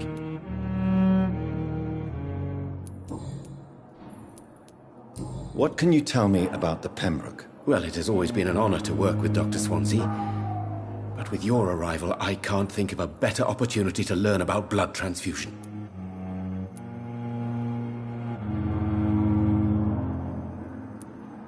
Do you need help with anything in particular? Well, yes, maybe. I'm waiting for a batch of products I ordered for my personal research, yet my supplier seems to have vanished. Do you want me to play the errand boy for you? Oh no, Dr. Reed. But if you went personally to his shop, what with your reputation and all, he wouldn't dare to refuse the products I need. I see. Well, give me the address, for I may pass by if I have time. You seem quite optimistic. It's a rare and precious attitude in these difficult times. I'm convinced that this epidemic is a test of endurance and dedication for us men of science. Questions remain about our capacity to resolve the situation. True. Last summer, during the first wave of the epidemic, I used to joke with Milton about the extra work. We're not smiling now.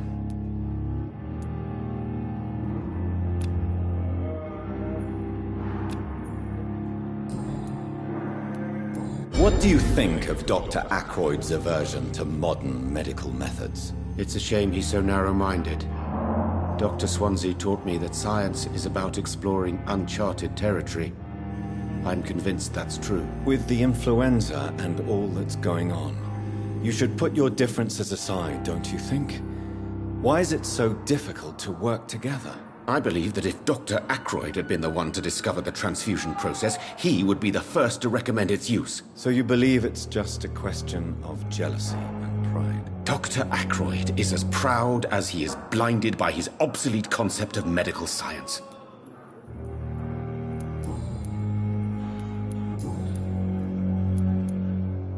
Tell me more about your willingness to experiment with new medical techniques. Harvey Fiddick is a patient suffering from a severe injury that could cripple him if not treated correctly. I'm convinced your blood transfusion technique could help him. What is it you really want? To save him, or to prove your point? Fair question. I want nothing but to save my patient, Dr. Reed. Especially since I know Mr. Fiddick's story. Tell me Mr. Fiddick's story. Our first diagnosis was compromised because Mr. Fiddick lied to us about the real origin of his injury.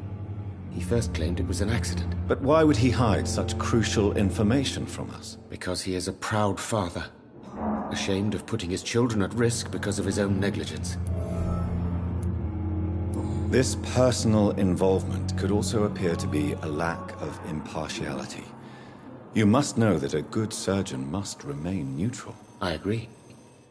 But that does not excuse Dr. Aykroyd's behavior, a man who did not even take time to converse with his patient. Do you think keeping his distance was a mistake? All I know is that I'm taking care of human beings with desires, hopes, and fears. Not some biological machine comprised of blood, bones, and flesh.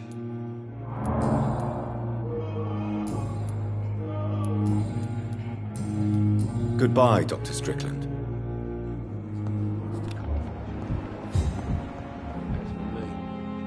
I'm all right.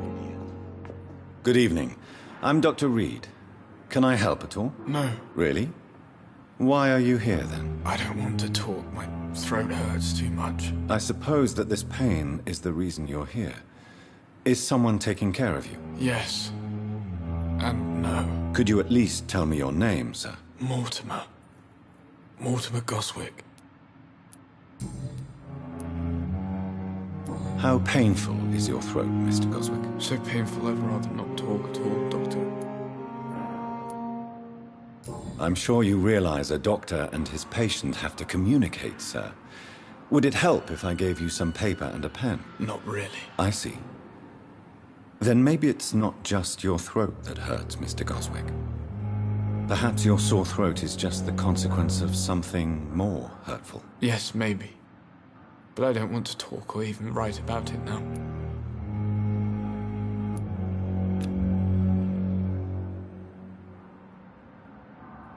How painful is your throat, Mr. Goswick? So painful I'd rather not talk at all, Doctor. I'll let you get some rest, then. I'm all right. Down, my boy. Good evening, Mr. Goswick. Tell me about yourself, Mr. Goswick. I don't want to talk, Doctor.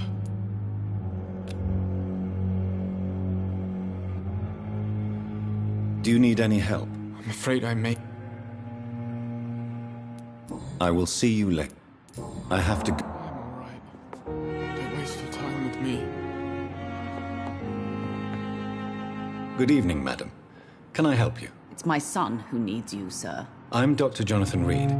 How can I help your son? I'm Beatrice Goswick, mother of Mortimer Goswick. Could you check on him, please, Dr. Reed? I've heard much of your talents as a physician. Good evening, sir. Doctor. What do you think of your reception here? Any complaints? I have had the uttermost reservations about this hospital since we arrived.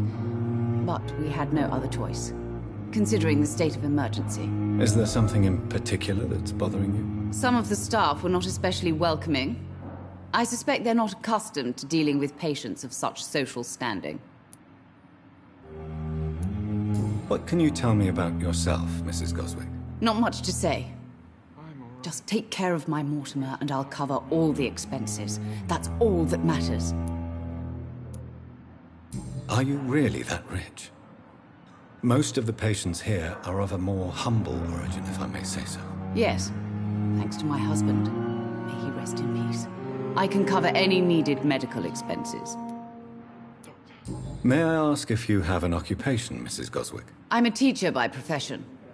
I teach young women who are more ambitious about their futures than their families. Tell me more about your arrival at the Pembroke Hospital. What gave you such a bad first impression? The ambulance driver was quite rude, for a start. And that nurse, Miss Hawkins, seems to have quite a dubious attitude. What do you mean? She managed to secure a bed for my son despite the epidemic, It was a relief, but it wasn't cheap. She charged you for a bed? Yes, and I paid without question, considering the urgency of the situation. I share your concern, Mrs. Goswick. Be sure that I'll talk to the people involved. I don't expect compensation, Dr. Reed. But I'm aware such behavior would not be tolerated in other hospitals.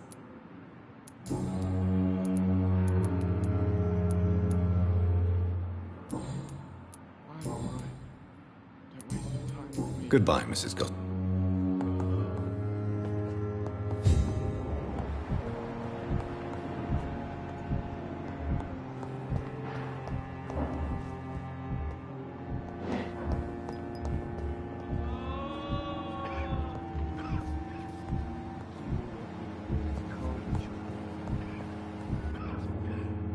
I'm quite... Tell me, Waverley, what do you think of Dr. Strickland's enthusiasm for his experimental research? Strickland is playing with his patients' lives for pride and glory.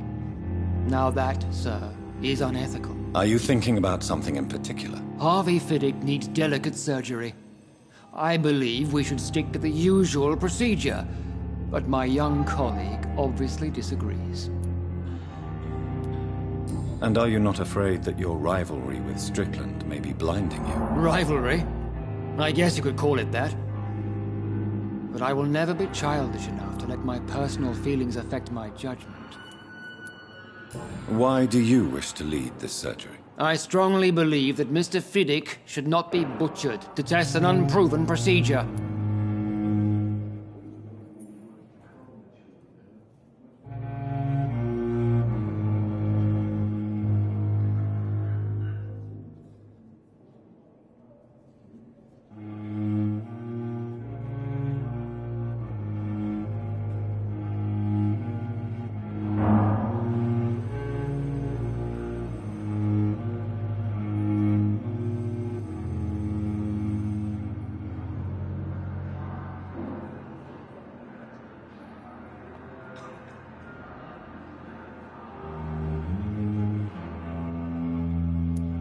I really hope you're right about this, Dr. Ackroyd. I'm trusting your judgment on this. I'm not the kind of man who runs away from his responsibilities, Dr. Reed. There is no need for you to be looking over my shoulder.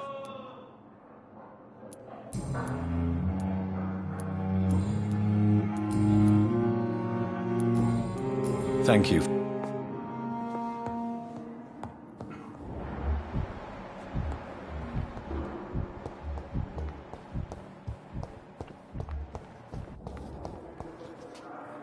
Good evening, nurse. Good evening.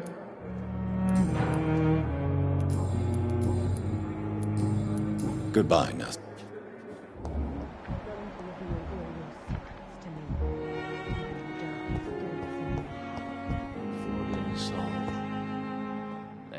Good evening, Mr. Hampton. How do you feel? Dr. Reed, is it? Oh, sir, I must apologize for my behavior. What do you mean? I was not myself in the factory. Fear and exhaustion made me say awful things to you, I'm afraid. You remained perfectly nice and polite. A little delirious, perhaps. But who wouldn't be after enduring an abduction? Thank you, Doctor. That's a relief. Now all I need to do is rest and return to my flock.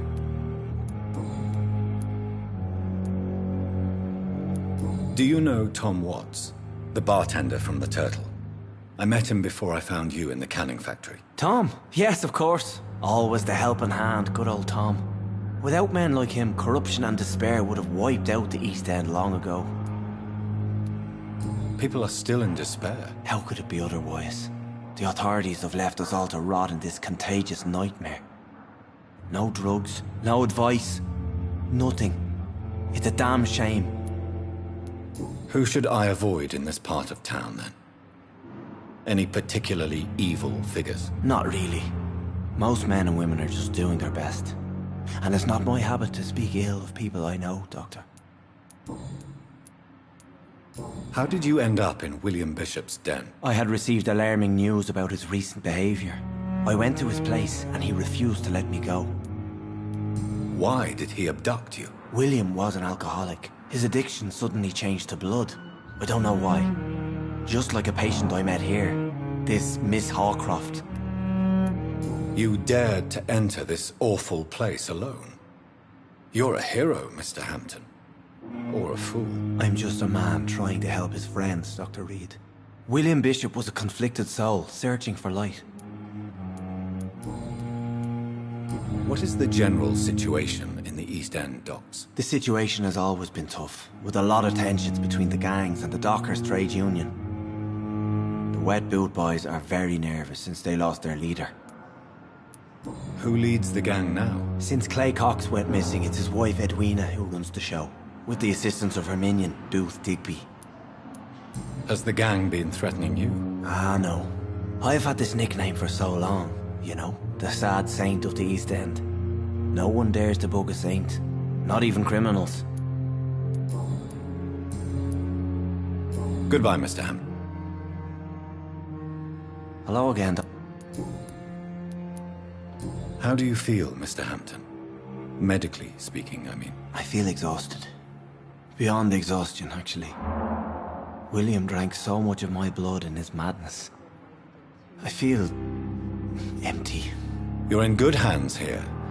Dr. Swansea is well versed in blood transfusion, and I'm sure he'll take the best care of you. Thank you, sir.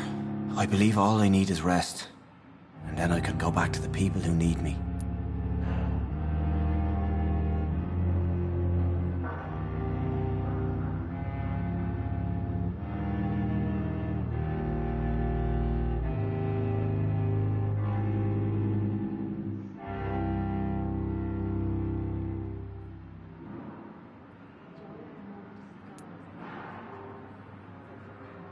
What do you do for a living, Mr. Hampton?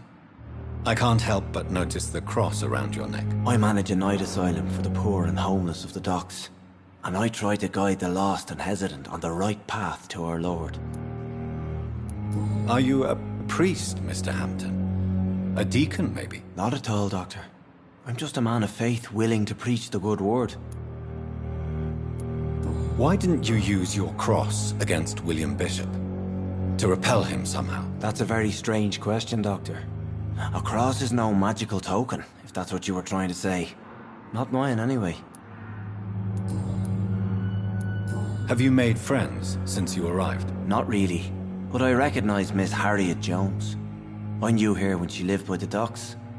That poor woman had such a miserable life. You never came to see her here at Pembroke? Receiving visits when sick can be an important part of the healing process, you know. We're not just bodies. You're preaching to the converted now, Doctor. To be truly honest, I thought she was dead. She left the docks many months ago.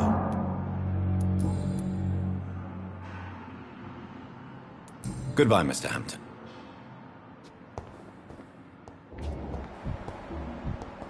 It's locked.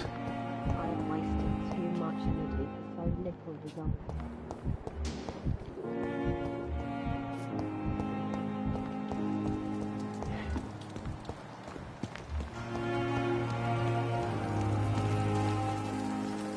Good evening, Nurse Brannigan. Good evening, Doctor.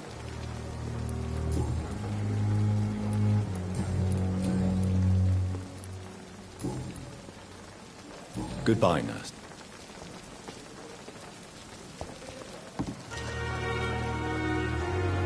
Good evening. Good evening.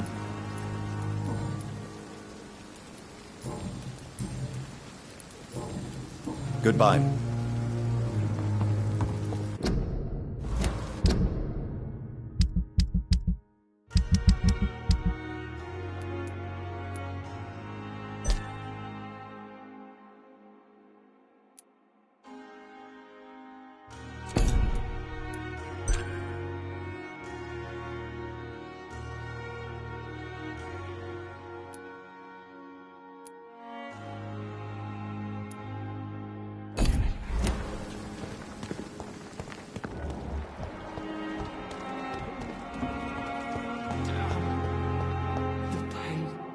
Good evening, Nurse Hall. Good evening.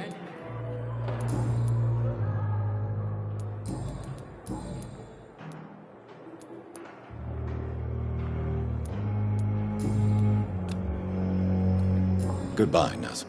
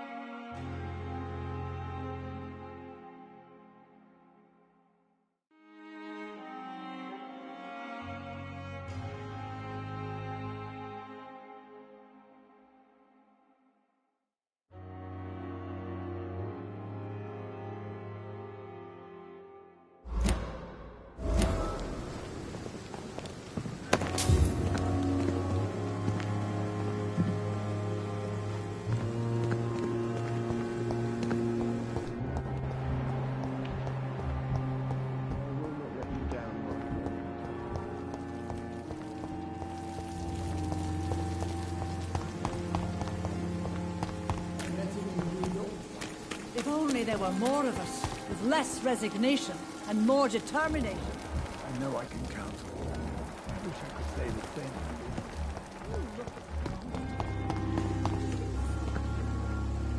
Good evening, Milton. Good evening, Doctor. Tell me why you're extorting money from some of the patients here. If a patient wants a bed, he'll have to pay me a little fee. That's all. Where did you get the idea for such an immoral scam? Funny you should ask. The first time it was from a patient who bribed me to get a bed. It's only then I realized I could make a fortune.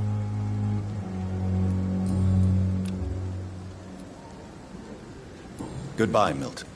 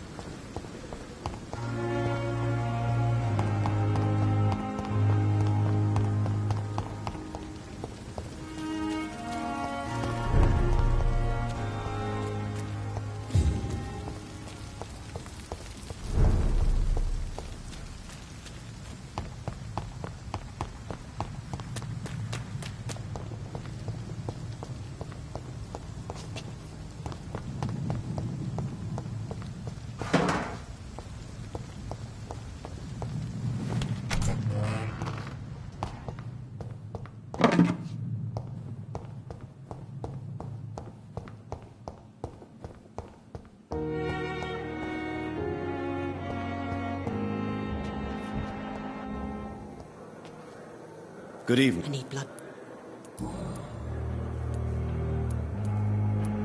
Tell me, Thelma, why do you feel so attached to Mr. Elwood? Why him? I'm not sure, Doctor.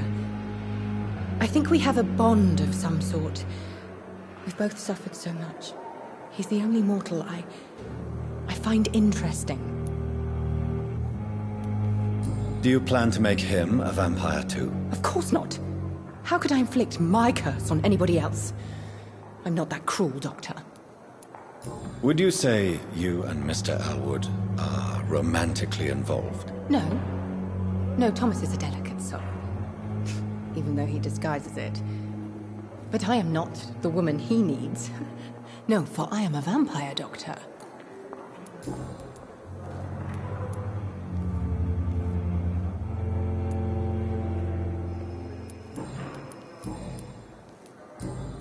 I'll leave you.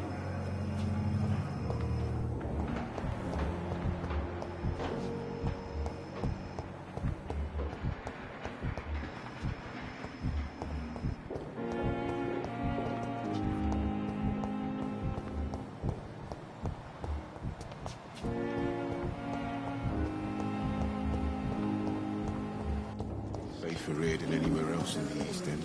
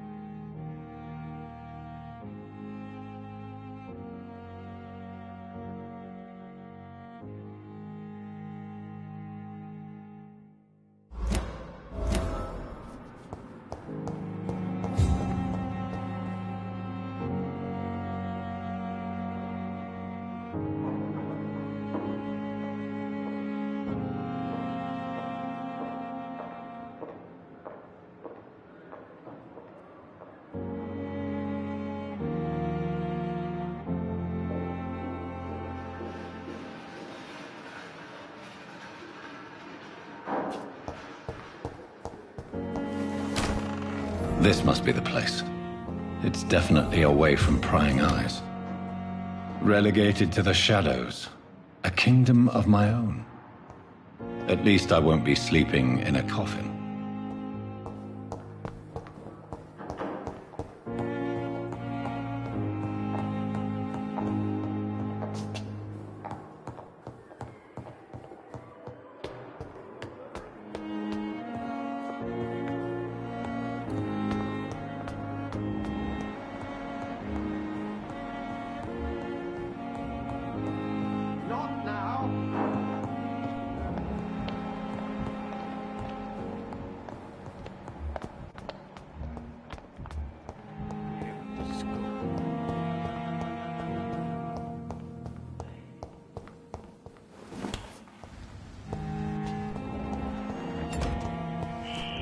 Scowl voices in the garden.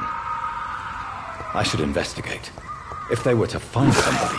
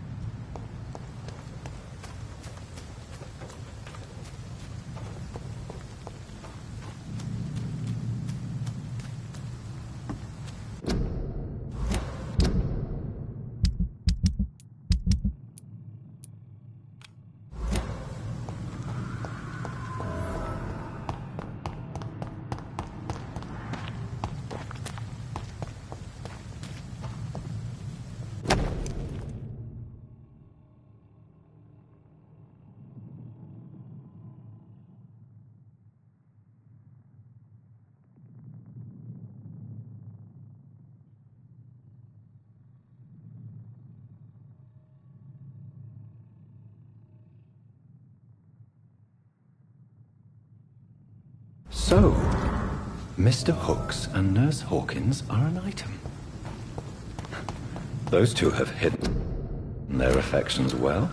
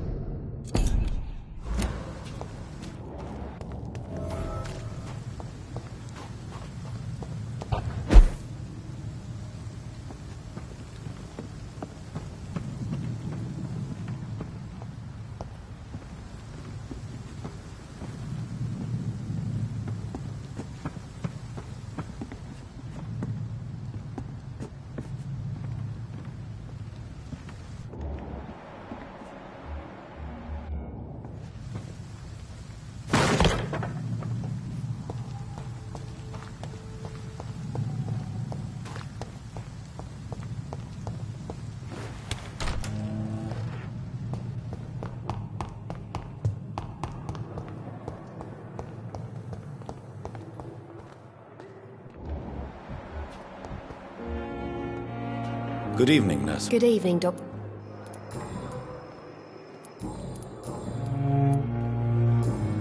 Goodbye, Nurse.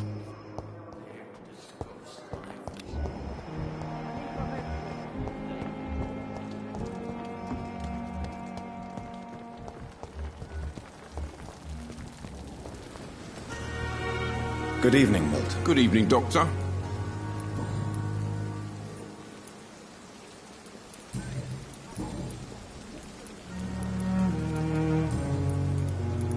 Goodbye, Milton.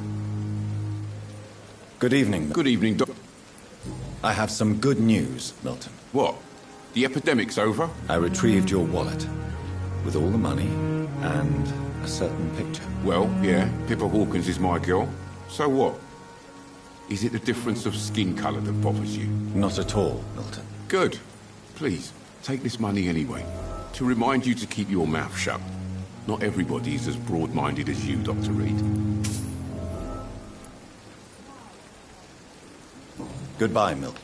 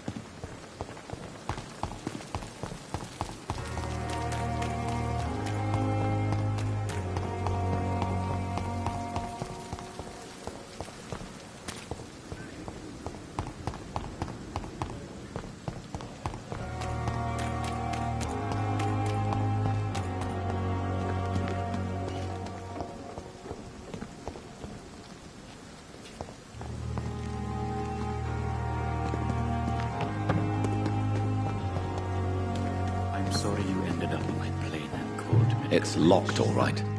I understand you must be very angry about this.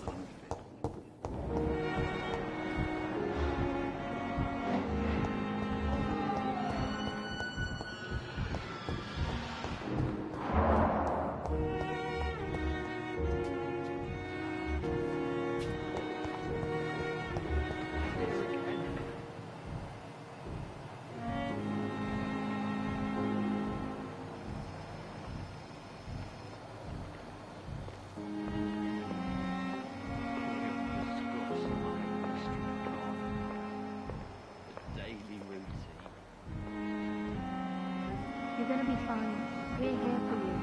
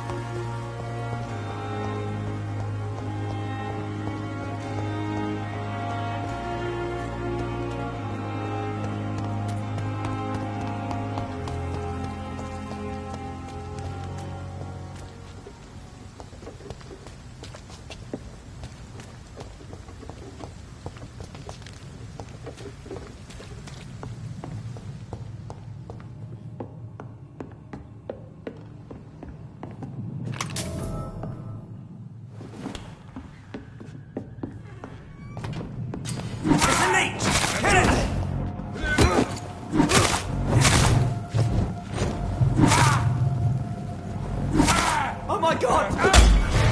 So fucking fast!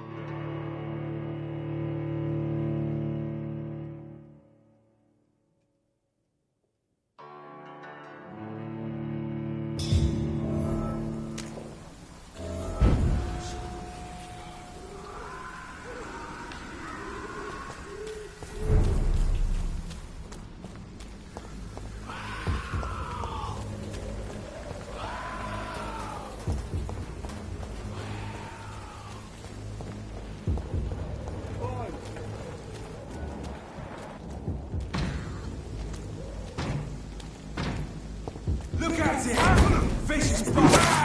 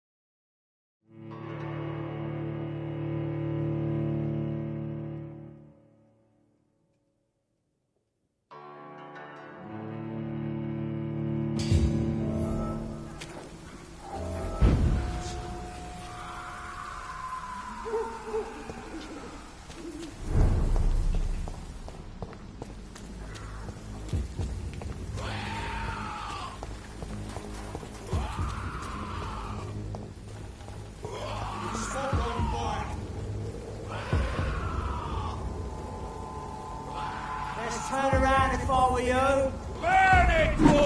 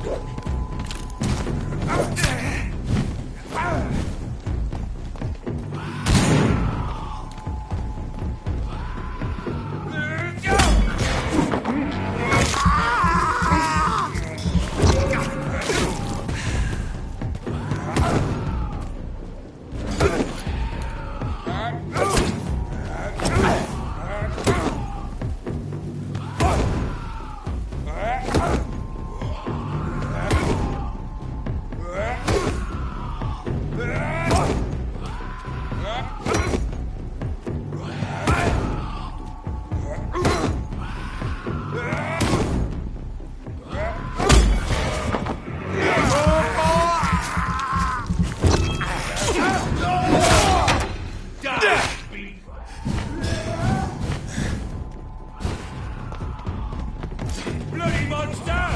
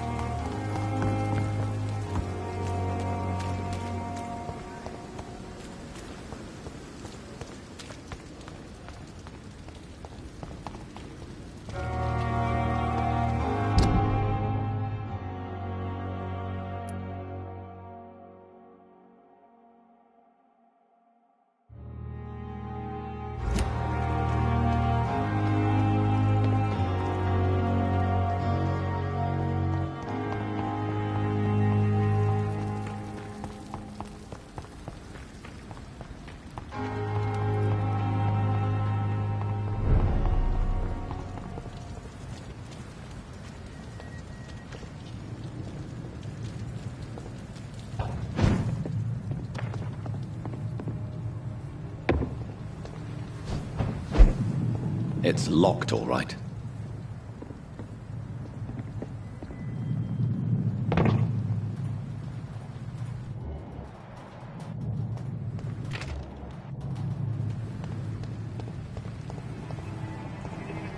Last warning, sir!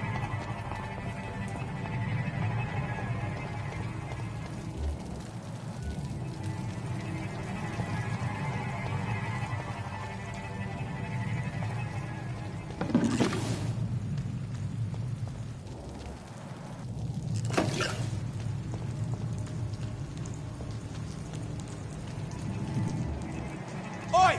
You listening? Look lively!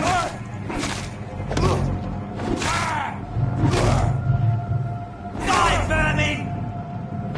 Shit!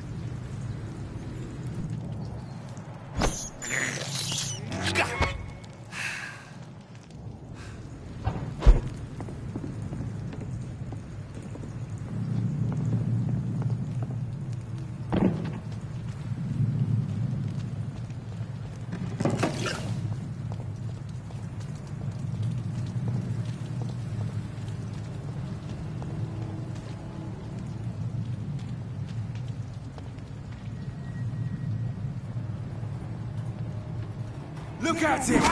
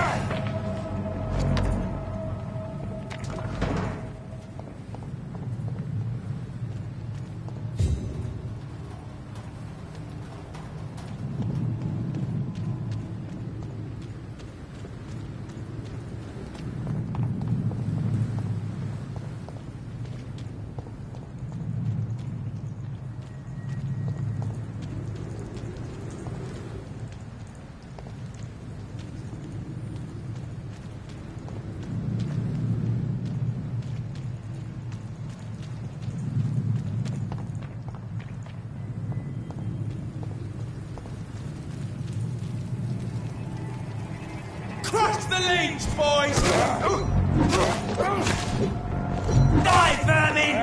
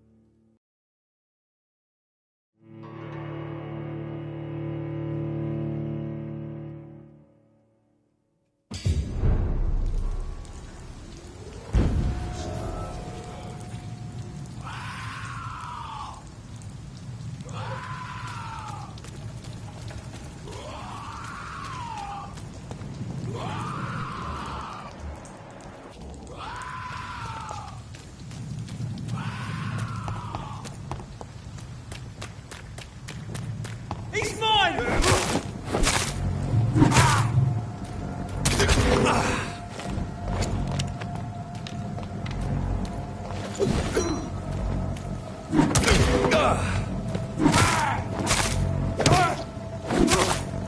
That leech is fast!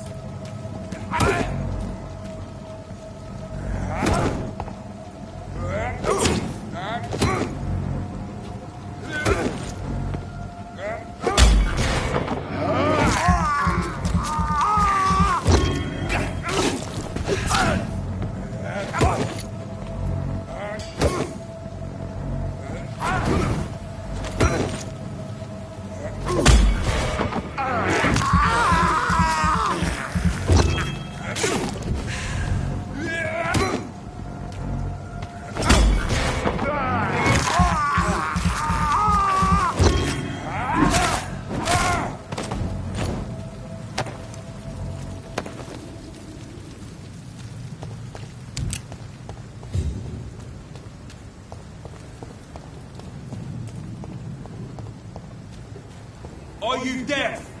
Leech smoke!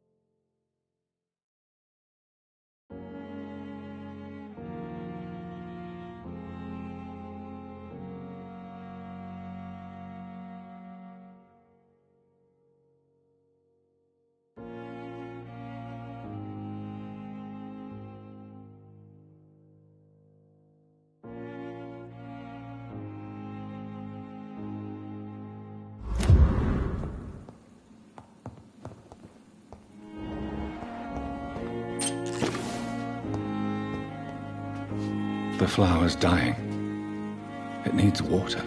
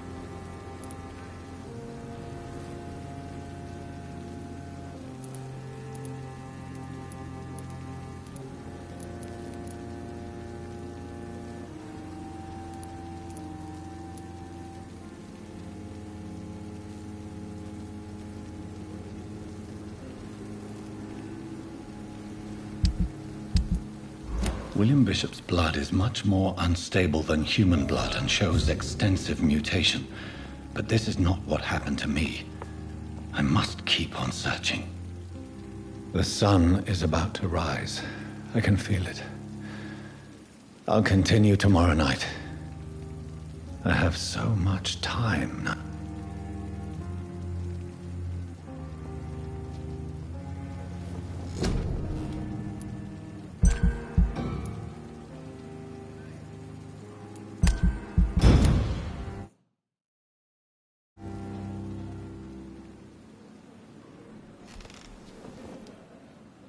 If I'm to stay here until my research is complete, I'd better learn to hide my true nature from the mortals.